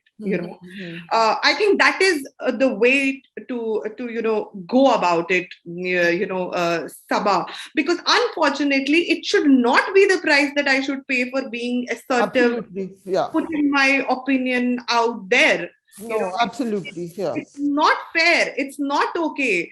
It should not be the price that, I have to pay. And I also believe that it is also, Teesta has beautifully highlighted. And so in such a compact way, in such a short time, that, how the Straight project functions. I would also like to highlight one more dimension of that State project, how the narrativization of Muslim women in the State project has changed. It's always, it's always been negative, but how it has changed from, labeling us as victims of our own identity and of our own religion, to actually, criminalizing us, so that all of these crimes, they don't just remain online, because, you try to create that propaganda atmosphere, and we are not learning from history. We see that how the State propaganda, hate was manufactured, and the Muslim man, he was shown as being barbaric. He was shown as somebody who is who exploits the women in the house, and all of those things about polygamy, about cousin marriages. It was weaponized to show that how the Muslim man is barbaric, and to demonize him. And what was the result? What was the consequence of it? We saw an alarming increase in the number of lynchings that started happening. And now we see that the narrative has shifted, because suddenly the women have really come out and tried to dismantle this project. And when we go out and say that, I can fight my own battles, and these are not my battles. Triple talaq, it may be a battle for many women, but it is not a mainstream battle for me, and for me, the bigger battle is the State demonizing Muslims. For me, the bigger battle is me not being allowed to wear a hijab. Yes, absolutely. Yeah. I mean, it's my everyday battle. For me, the bigger battle is when I step into any public place and people are staring at me as if, suspiciously, that I'm a terrorist. That is my bigger battle. That my entire existence is becoming so difficult. It's difficult to exist. It's difficult to breathe. It's difficult to just be. Just be what you are. For a hijab-clad woman, it would be like her hijab. For a woman who is not doing a hijab, it could be like fighting other battles, like your religion really oppresses you, right? That is the prism that you are looked at. So these are battles that we are fighting every day, and these are the battles that we want to fight. And we came out and said that this is our battle. Our battle is being reduced to second-class citizens in our own country, Absolutely. being put the entire burden of secularism on our shoulders, the minority. That is our battle, and that is the battle that we choose to fight, and that is how we dismantle the state's narrative of us, And I think it rattled the state, and when the when the narrative fell apart, then and the only way that the state has chosen to react is by criminalizing us, by dehumanizing us. Yes. But Safoora, it's absolutely the state was completely unnerved. The whole stereotype that Muslim women are these victims who they were going to save with some triple talaq laws.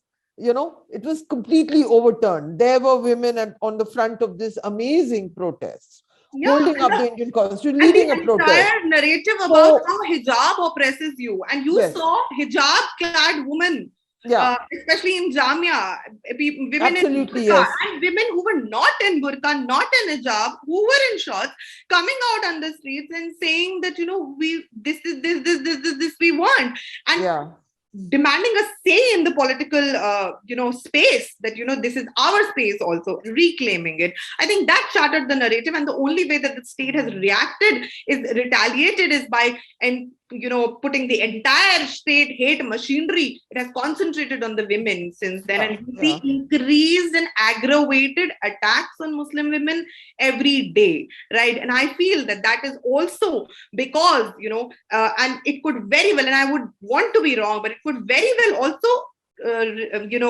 become an offline onslaught on especially targeted on the Muslim women. This gendered Islamophobia that has been the state's reaction needs to be seen in a larger context and not just limited to the online world, because it is not. Because I feel extremely unsafe taking off my mask in public, because every day when you say something, there is a threat on your status. There is somebody, wanting to rape you. There is somebody abusing my child who's just like a toddler. All of those things, somebody is still making lewd remarks about my pregnancy, and about all the Muslim women and the whole pregnancy thing that has happened, and it's not ended. It has consequently just aggravated, and for the longest time, frankly, I did not know how to deal with it. So I initially, I completely ignored it. I still remember when I came out of jail, and Riya Chakravarti's case was really being hounded on TV, and there were news coming in that she's going to be arrested, and wherever I would open on social media, all I could see was Riya, you should get pregnant like Safoora. I was not even speaking. I just come out of jail. I was trying to get myself in order. I was trying to, concentrate on my health. I was extremely weak. I'd become extremely weak in jail. And, this all is happening. And I think that is the day I realized that it doesn't matter whatever I say, because, they will keep doing this and they will keep coming after me. And the only way to ensure that they fail is to not stop talking about it. Not giving up. It's to stop highlight. No, absolutely. So it's, you've undergone one big ordeal, but the remarkable thing is that you're there, powerful, with a voice. You're speaking about it right now, and you have such a powerful story to tell. So I'll also go to some of the others now, and I'd love to bring in RJ Sayema, if I may. Sayema, from your perspective, you have this huge social media following. What compels you to speak up? And tell me a little bit about what you think about what is going on right now. And lovely to meet you, even if it's online. Hi. Yeah. So at the very outset, I have to say that I'm so thrilled to meet you. You guys have been a part of really, giving us direction, whether it's Teesta or you. You've just grown up listening to these powerful voices. And of course, today on the birthday, and I'm not going to call it birth anniversary because she continues to live with us. Gauri Lankesh. I think that was the first evening when she was assassinated on 5th of September. That was the first evening when I realized how things have just gone absolutely out of hand. Here is a journalist who's killed, you know, and not just killed, trolled, like how on social media. I can never forget that evening when we were reading all sorts of things about a person, about this courageous journalist who's just been assassinated. And that was the time when I realized that, God, I mean, there is something very seriously wrong, which is happening and, you know, just mushrooming amidst us. Well, I'm a radio presenter for the last almost, you know, 18, 19 years now. Okay. And okay, so what is my role? I'm an entertainer. I am a listener's buddy. You know, we go on air, we go on radio, we have good time. We talk about life. We talk about, you know, the little joys and happiness. And that's how I connect with my listeners. And so people ask me, you're not a journalist. You're not an activist. Why are you speaking up? And I look at them and I say, how are you silent? Fantastic, I mean, we have the responsibility. Every single human being on this earth is there to support each other. We need to stand up against every injustice that we see. And for long, we have ignored a lot of injustices in this country, and all of us are guilty of it. Dalits have been, you know, victimized for the longest time in this country, and we chose to be silent about it. We did not make enough noise. These are all organized crimes, crimes against women. And, you know, and then suddenly, you know, you realize after 2014 that now I have come in the category of, you know, the victimized community. Yes, yes, of course. And then I realize, all right, now I don't have the option of being silent. Okay. And, you know, and that was the time when I said, all right, you know, I will not be able to sleep. I will not be able to look at myself in the mirror, because beyond and before anything else, I'm a conscientious citizen. I am a conscientious human being. I have a conscience, and that defines my life.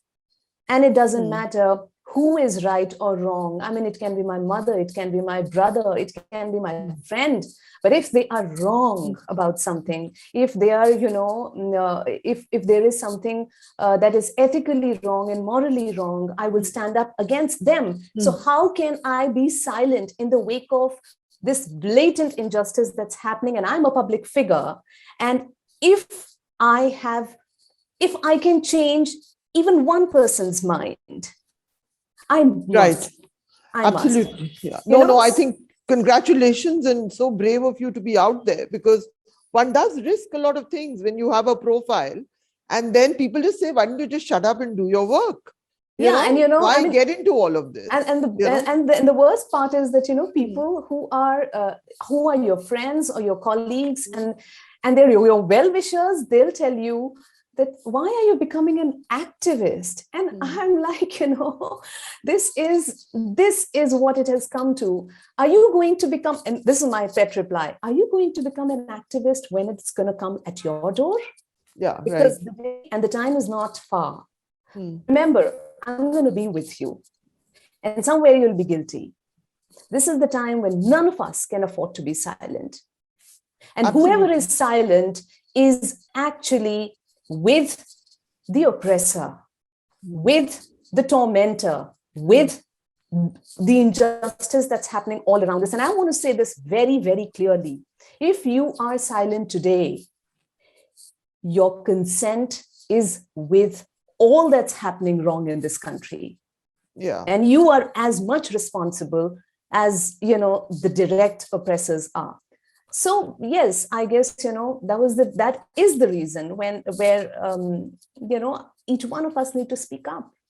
So that's absolutely fantastic. Sayema, more people need to speak out. But I'll say one thing, I've just heard two of the speakers so far, you and Safoora. I think speaking out, taking on something which is so wrong, which is so hateful, also gives one power. It makes Absolutely. you powerful. It makes you feel better about yourself, as Yeah. opposed to compromising, as opposed to settling and going, the safe route. Because I think I wish more people spoke out. I was having this. You look what happened with the Black Lives Matters in the US. Many more mainstream people spoke out than they do here. But thank you for speaking out. And I'm going to get back to you if there's time, which I hope there'll be. It's lovely. But I have two more young ladies Yes. to get into the conversation. And I'm very excited to talk to Ismat, because she does what I do, goes around talking to all the BJP guys. So, Ismat, hi, lovely to meet you. And, you are like I look at you. When I used to cover the BJP, I've done a book on them and I've covered them. So that used to be my job, to run around and talk to Giriraj Kishore, who was the head of the Vishwa Hindu Parishad. I'm just putting this in there because he's died now. But I remember a conversation with him when he told me, with Uma Bharti present, that Muslim men Hindu kanyaon ko seduce kar dete hain. And he looked at me and he said, "Ye aapko pata hai na, ye sab hota hai." This is much before the age in which you live, where the prime minister is from the BJP. And so and you have also, about the apps, you have filed a case. So just tell us what you see as the big challenge in functioning as a Muslim woman journalist, today, in today's climate. So please. Thank you. Thank you so much for such a warm welcome. And I have to really salute you for the fact that you have covered the BJP or all these organizations, to say, for a long time. Yeah, it was, Ismat, let me just say, it was more possible then.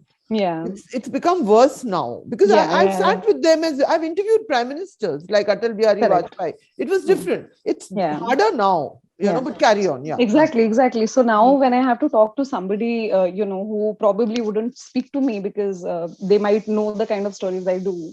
So I try not to tell my name. I'm like, I'm calling from Delhi. Can you speak to me? Can you just give me a quote on this? And then this one time I remember that I was doing a story on love jihad, when love jihad was really like a, hot cake topic in Uttar Pradesh. There were SITs committed to, probe love jihad cases, etc., etc. So I was doing a story, and then I remember talking to a person from one of these organizations for that story. And around after 20-25 minutes of him bashing Muslims and, talking about the Muslim plan to sort of dominate the country in a few years, and how in the next elections, Muslims are planning to, have their own PM, have a Muslim PM, etc., etc. So he said the worst kind of things that, somebody can say. And then after that, like 25 minutes, he asked me, "Madam, aapka naam kya hai?" And and the only way that he would, he would not say Muslims, he would say Mohammedans. And for me, yes, I've somehow I did not, when the first time that somebody called me, "Ki aap Mohammedan ho kya?" I thought for 2 seconds, and I was like, okay, I connected the dots, and I realized, okay, Mohammedan means Muslim. It must you didn't know, Muslim. huh? Where are you from? I am from, like, I've lived in Delhi throughout, but I'm originally from Bihar in Darbhanga. Okay. So I did not know, because I was not aware. I also studied in a school where it was a minority school, sort of, to say. So I was not very well aware with, and I also live in a ghetto. So, so somehow, so that it just reminded me of that. I know. Yeah. So anyway, but I really want to say, like, before I begin, I'm so glad the energy that I see here, with all these brave women talking, articulating their rage so constructively and positively. Oh my God, this is really a privilege to be here. And so, like, we are, I would just like to go back in time a little bit, 2017, when, the assassination of Gauri Lankesh happened.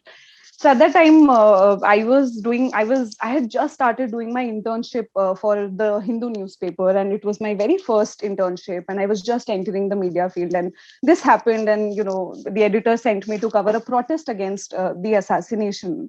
And I was while filing the copy, there were of course like instances of violence against journalists, but then also about how it has risen in the past few years. वो लिखते लिखते मुझे, like, in my mind I was like, okay, am I doing the right thing, am I entering the right industry, the right field, or am I putting myself in too much danger?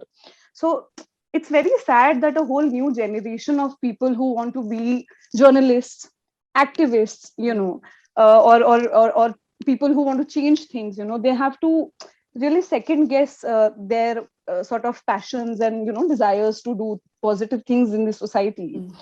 And now coming to the whole bully by episode, when I was reading up about Gauri Lankesh, so I read up that she had started her own sort of newspaper, and I thought about how difficult it is even in present day times for a woman journalist to actually travel at night, or like a lot of other things. It makes it more difficult to be on the field today. And I just thought about what a woman she must have been, for being a journalist for almost 2 decades and starting your own newspaper at a time when the industry was so male dominated, and also women were just expected to do soft stories. So I think that is really something that inspired me. And now coming to the risk of physical assault that Gauri Lankesh had to go through, when this whole bully by thing happened on New Year. So initially, people tell you कि कुछ हुआ तो नहीं है ना, this is just online. Like Safoora very nicely said that ये तो सब बोलते हैं कि this is just online, this is not real, this is fictional, etc., etc. But I just got to thinking कि you don't know what मतलब कहाँ पे कौन क्या देख रहा है, what kind of images start getting circulated on social media. And for somebody who goes on the field, or UP में elections भी हैं, so what if one wrong person sees that image and sees me, in person, and comes and physically assaults me, or attacks me? Like, even if there's a 0.01% chance of that happening, then it's not just fictitious, it's not just digital, it is real. So I think that fear of assault comes, like, it's very much part of the whole kind of trolling and persecution in general that we're seeing of journalists in the past few years. So yeah, I think that's mainly what I went through initially. But like after a while, when things sort of settled a little bit, I had a little bit of time to think, and I like Safoora has very nicely expressed her rage. I really commend her for that. And usme, like, for me, I'm somebody who's not very sure about how to feel about certain things. I find myself confused at certain times. So when the whole I don't know if this is the correct thing to say, politically correct thing to say, but when there was a whole debate around the age of the people, the accused who were arrested in this case. Right. So I mean, despite not wanting to think about the fact that they're all they're all the word that was used, lone wolves, or like very young people with bright futures. And also it really angered me when I was in the hearing, and when the accused lawyer said that इसके घर का जो है इज्जत दाव पे लग गई है because he's in jail, आप इसको bail दे दीजिए, ये budding talent है. So it really angered me, but at the same time I was really conflicted in my mind कि, like, is it because this is part of a very big structure, with things like Pegasus, for example. There was a big reveal just yesterday in the New York Times. So there's a whole structure that is functioning. And for us to, catch 5 people, and say that, we've gotten rid of some issues is sort of, I don't know, it's not very sustainable.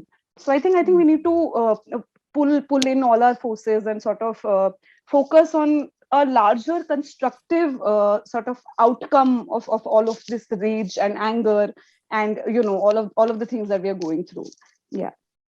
No, it can be very confusing, for me personally. Like, all of you are fighting, and I'm so glad. I didn't want to be at all even engage with the issue, I'll be very honest. When it came up, when I got a call ki somebody wants to Alishan Jafri, some foreign media, I said I don't want to be at all.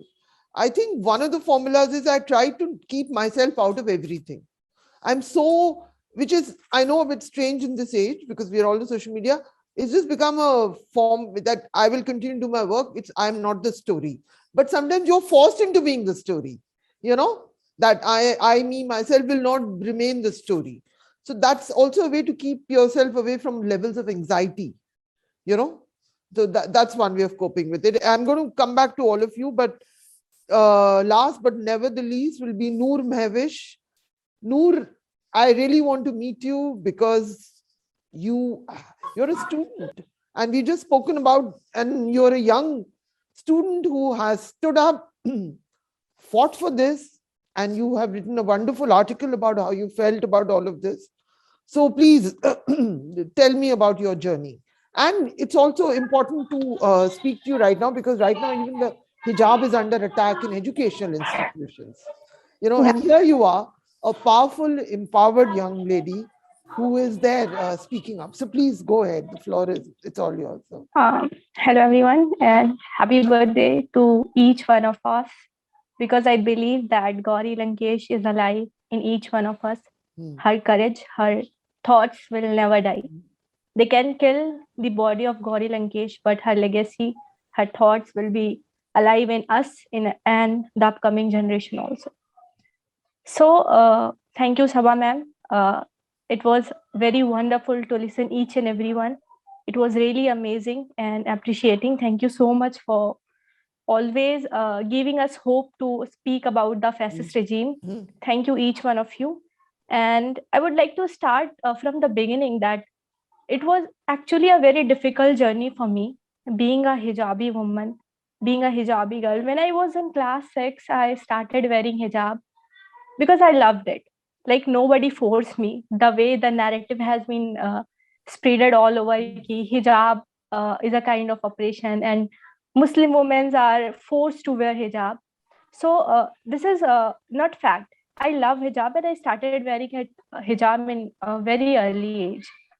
So I was traveling in Uttar Pradesh, and it was around 2016 when I was traveling. तो कुछ लोग पीछे से आए and they said कि पाकिस्तान भेज देंगे. So on that age, when I was very young, I always wanted to become a doctor. But it was so shocking that I have to go through this because I'm wearing my Muslim identity with me.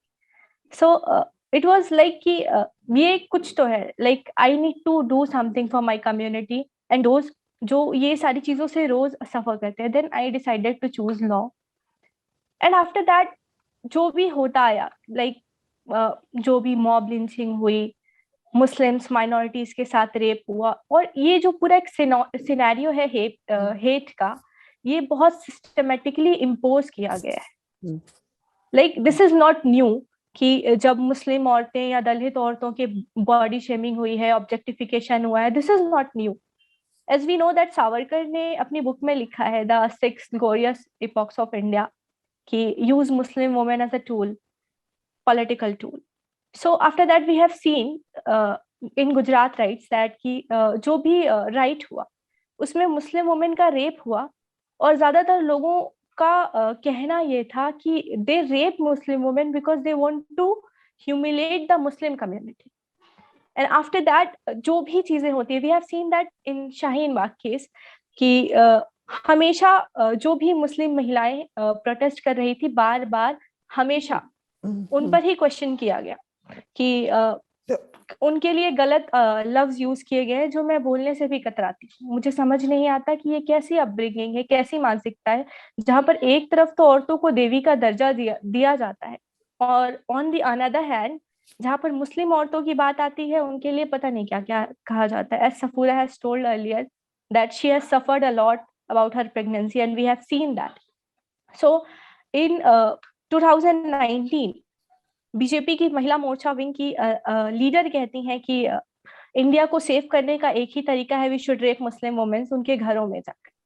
So this is not only misogyny, but confirmed fact. I mean, yes. Okay, I'm just so this is not just only misogyny but deep rooted Islamophobia too.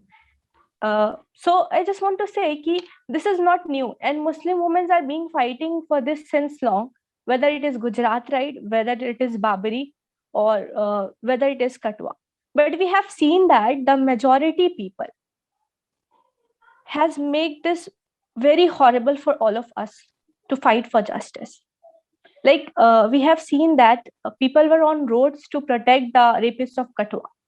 We have seen that several times when the victims are Muslim, people used to protect the oppressor. They used to deny the fact. The main problem is with them that they want to believe that they are supreme above all, and these things are forcing them to do this. I just want to add one more thing about my experience in Salidi. Being so vocal about these things, it was so traumatic for me to reach to the police station. And it took me 4 days to realize that I have to file the complaint. And you won't believe that in social media, I was saying that we have seen that in social media and other platforms that Kolkata police is so active about crimes. But when I have visited to the police station, they took almost 1 month. I have visited 4-5 times, and I have called them continuously to file a single FIR. They filed my FIR after 1 month. So this is very tough for me. I just want to say one thing, that each one of the female who was suffering from this, it was so traumatic for all of them. But we decided to speak about these things because we believe that as a community, we will not allow them to oppress us. I reject, as a Muslim girl, I reject to be oppressed by a fascist regime. Thank you. Okay, thank you, Noor, for that. You should tag some of the leaders of the Trinamool Congress and all through social media. Yes, I did that. You've done that. Okay. I just want to say that rape, it's not just objectification of all women, be they Dalit, be they Adivasi. Rape is not about sex, it's about power. You know, rape, objectification, it's I think we know that. And it's not only Muslims who face that. Other communities have also historically faced that. And I also want to add that there would be no moving forward without allies. There are so many allies of all communities who come forward. It's not just, you know, we were all there with allies. So I strongly believe that. And thank you so much. And let's just go back again and get the thoughts from, would the organizers tell me, do you want questions or do I get back to the, I'll just check. But otherwise, let's get Safoora on again. Safoora, just to make one quick point, is that what I'm really pleased about is that Gauri Lankesh is a powerful woman who lives on. She was shot dead. I think everybody who's spoken here of different ages is powerful, is ready for the long haul, and is just ready to take personal risk to make a larger point. So Safoora, to get back to you, what are your takeaways from this entire process? How do you, we all know that out of all of us here, you have actually had the most traumatic experience. But I think others may have faced cases and so on and so forth, trolling that goes on. And so what is the path ahead for you? How are you, we all know you've had the most, what is the way ahead now that you see? See, Sabah, when I was listening to Ismat, I wanted to say this, and I'm digressing from what you're asking. But no, please go ahead. It's open. When Ismat was saying that when she goes, or when she was, doing that report on Gauri, and now when she goes to election to cover, news reports and all, and she sees that whatever was happening online, it might just happen to you. What happened with Gauri?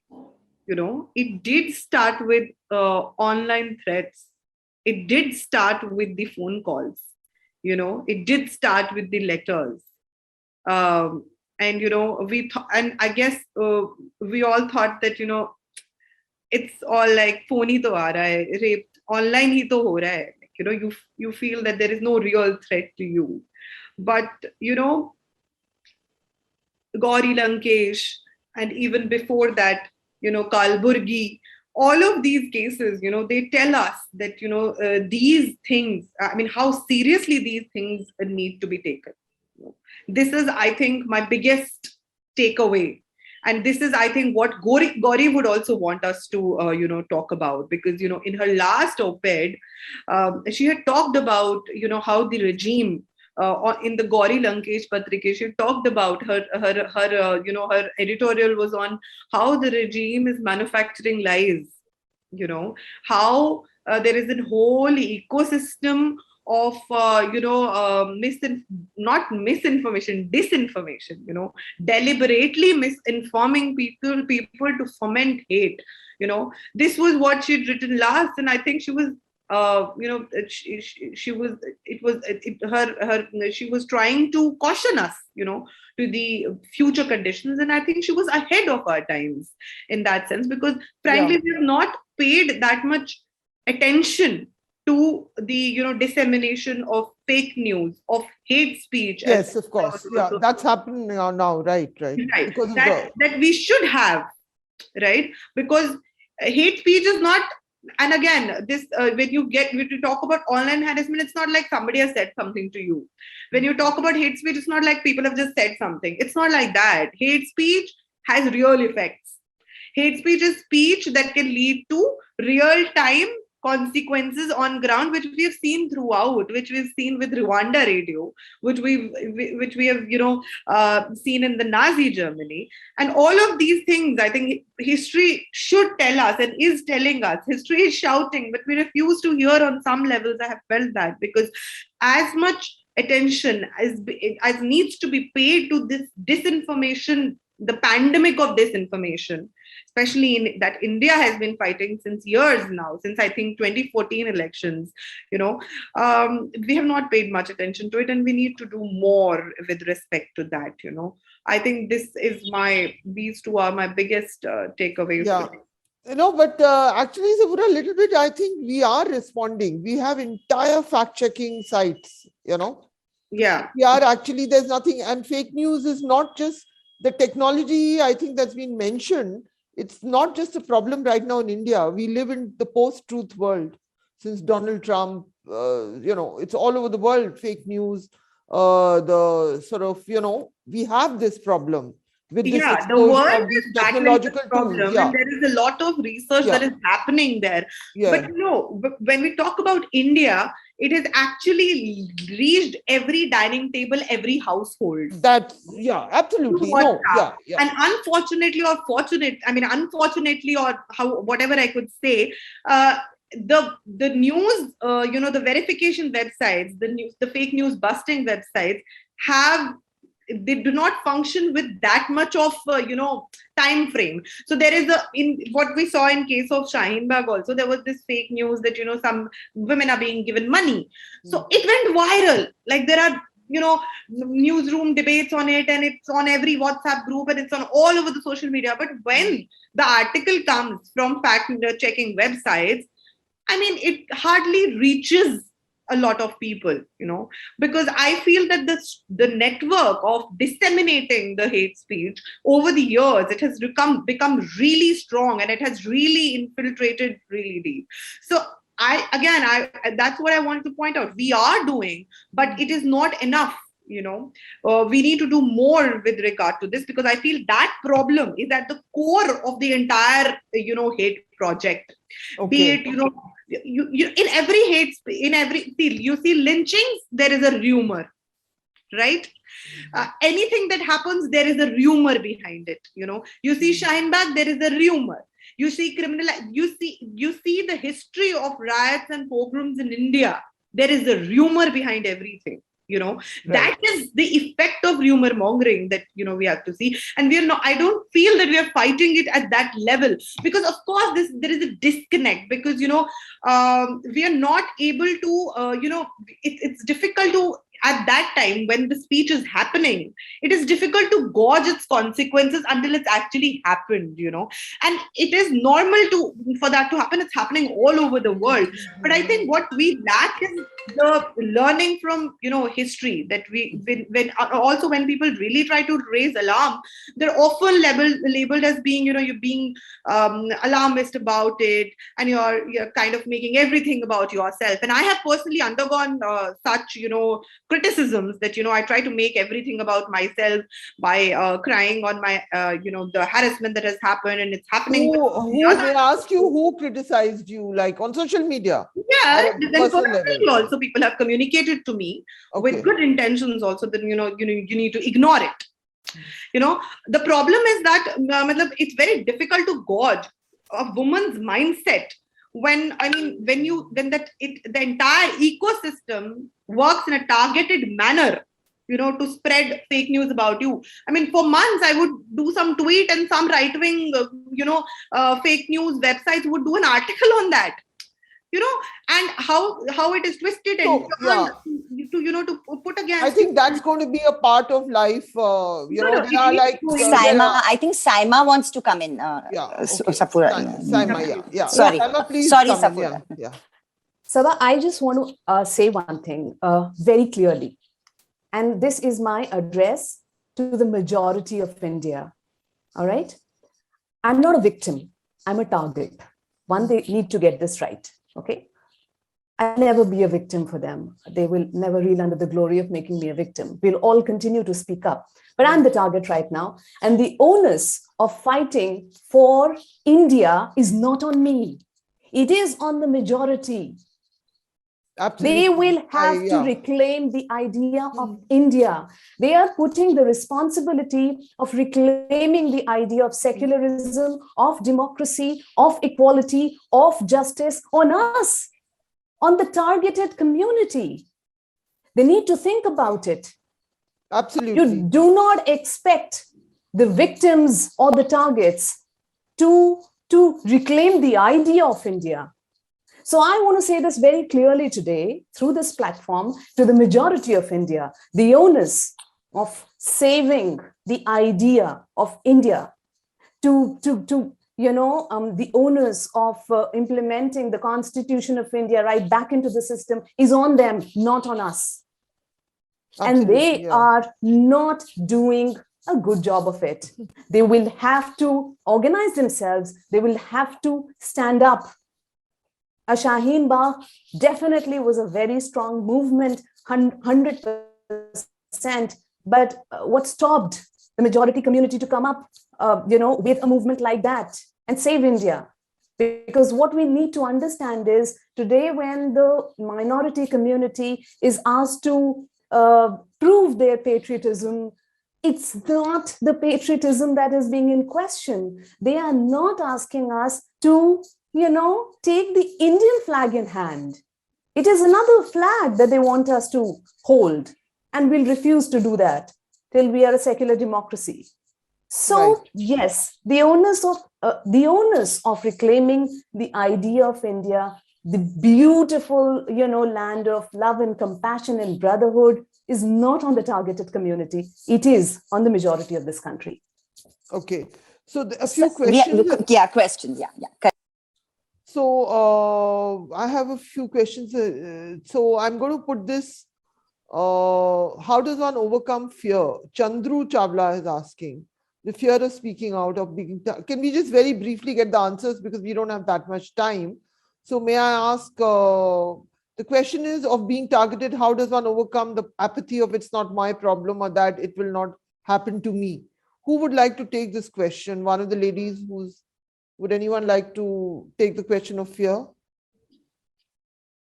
Sayema, why don't you do the honors on this? All right. I think, how to overcome fear. Well, you'll be able to overcome fear if you just put yourself in the shoes of the victim or the target and think about it and see the pattern. It all started with just one one person, and now it has come to each one of us. Somebody's employment is endangered, somebody's livelihood is endangered, somebody's not getting a job, somebody's not getting freedom, somebody, you know, is under the attack of gender. So every single Indian today is, you know, facing a challenge of livelihood, of existence. It has practically come to each one of us, and we know the problem. The problem is the focus is not on the development of my country. The focus is not on the people of this country. The focus is on politics. And as a normal citizen of this country, it is not our game. It is not the game of a normal citizen to think politically, to think of politics. If they have a reason to, capture power by doing politics of hate, it's their problem. My problem is survival. My problem is existence. I want to go ahead in life. I want to really, see success. I want development to happen. If that's your focus, you'll always raise your voice and you will have no fear. So there's a question about why is it all female and Muslim panel? I think the answer is because Gauri Lankesh was a woman. She was killed by hate. There are all women here, and there has been a recent case of women being auctioned.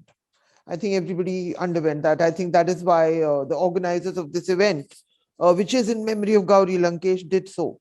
And Ismat, there is a question for you. How does alternate media, is it a better space to be in? I mean, how does it fight what is going on right now? I'm trying my best to keep up with the question. Yeah. Hi. Yeah. So I think it's very, very important that alternate media, more and more journalists come up in the alternate media space, because I remember when the anti-CA protests were going on, I was still a student at Jamia. I was doing my master's. I was just finishing my master's, in fact. So around that time, I remember that when there was a shooting incident at the protesters, if you remember, so there was a mainstream TV channel, a news channel, which was for 30 minutes, it showed a program which had the headline that a Jamia anti-CA protester has shot during the protests, which was factually incorrect, because I was right there. And later on, also as the investigation revealed, it was not an anti-CA protester or a Jamia student who actually used arms. It was actually an outsider, right? So the fact that, a mainstream channel can show something so unverified, something that can actually cause unrest and disturb, and get away with it is, I mean, it's absurd. And I think that says so much about the fact that, we need more and more people from the marginalized communities. We need more and more women actually to come out and tell their own stories. Because I've always often seen that, when men do, and this, I might be wrong, but generally I've seen that women, when they report on issues, they try to include women voices in their stories. But this is, I don't know, intentionally or unintentionally, but a lot of times I do feel that, male reporters miss out on certain aspects of important stories because they don't really see it through the gendered lens, so I think it's important. Yeah. So just to get back to the issue of fear, I mean, one has been covering the BJP RSS for so long. Ismat does it, I does it. I mean, if you think like that, is it safe? Is it safe to go to UP? Is it safe to go to Gujarat? Is it safe to go to all these places? Is it safe to be standing in the middle of a riot? Then you cannot be a journalist you can't do it. If you don't think that, then it's just a story that you're covering, which has its challenges. That's one thing I'll say. Since Gauri is a journalist, I'm speaking only from the perspective of journalism right now, because I think one has been in so many situations which could go either way. One is hidden names also. I've hidden my name also. I think Ismat has, or certainly she revealed that she's done it. You don't reveal your name. And, and when they talk about the Mohammedans, then, that's when you sort of learn. There is a question about the hijab issue that is going on in Udupi right now. So I would love to get Noor Mahvish to come in on this. We are running out of time, so let's just Noor come in. Yeah, I just want to add something on fear first. आवाज उठाना अपने कंधों पे लाशें उठाने से ज्यादा आसान है, तो इसीलिए मुझे ऐसा लगता है कि मैं अपने कंधों पर लाशें उठाऊं, इससे अच्छा है कि आवाज उठाऊं, और यही हम सबको सोचना चाहिए. About hijab, that हिजाब इशू जो भी चल रहा है इतने टाइम से, बच्चियों को हिजाब पहन के क्लास अटेंड नहीं करने दिया जा रहा है. जस्ट वांट टू से कि एक स्टेट में एक मॉन्क जो अपने रिलीजन को रिप्रेजेंट करते हुए एक स्टेट का सीएम रह सकता है, बट एक लड़की हिजाब पहनकर क्लास अटेंड नहीं कर सकती. और इतना सब कुछ होने के बावजूद हिजाब वो उनकी चॉइस है. और उनके जो क्वेश्चन में एक चीज और ऐड थी कि उसके अपोजिट में सैफ्रॉन हिजाब पहन के आना कैसा है. बेसिकली आप देखिए कि हिजाब वो अपने यूनिफॉर्म के साथ मैच करके पहन सकती है, and this is not an issue. But six अपने हाथों में कड़ा पहनते हैं, एंड और भी सारी चीजें होती है. But for Muslims this is restricted, and this is our right according to constitution that आप अपने रिलीजन को प्रैक्टिस कर सकते हैं. And you are not born कि आपको शॉर्ट्स ही पहन के जाना है. This is not the rule कि आप यही पहन के स्कूल जाएंगे. It is my choice as a woman that मैं क्या पहनूंगी और क्या नहीं पहनूंगी. So absolutely, Noor. I mean, just to add that this, what has happened in this college has outraged everybody. You know, I was on an NDTV show where even the minister of the state said, no, it cannot be the law. This is an experiment that is going on there to see if they can get away with it. It's just one of those experiments, but it has consequences. So it's not as if everybody, even a member of the BJP in that was critical of what had happened in that college, because the sheer diversity of clothes, costume, as you said, the turban, all of that is there. So I just want to put that out there. You know, it's happened, it is being criticized, but it's continued to happen. They have stuck it out in that particular college.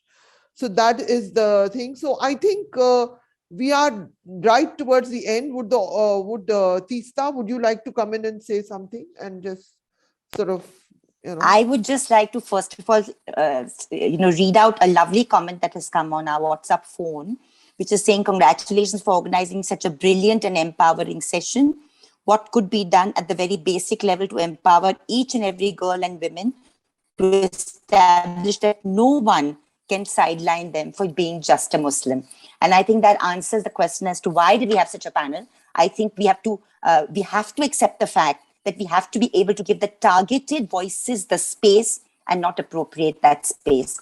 I think it's very, very important that India, society, journalists, all of us acknowledge that it is, whether it was Sulli or Bulli, I mean, even using those words is offensive for me. What happened last June or what happened New Year's Day this year. The fact is we have to look at this in the face and acknowledge it. It's not just about those people who are picked up, who are behind it. There's a whole mechanism behind this hate, and we know it.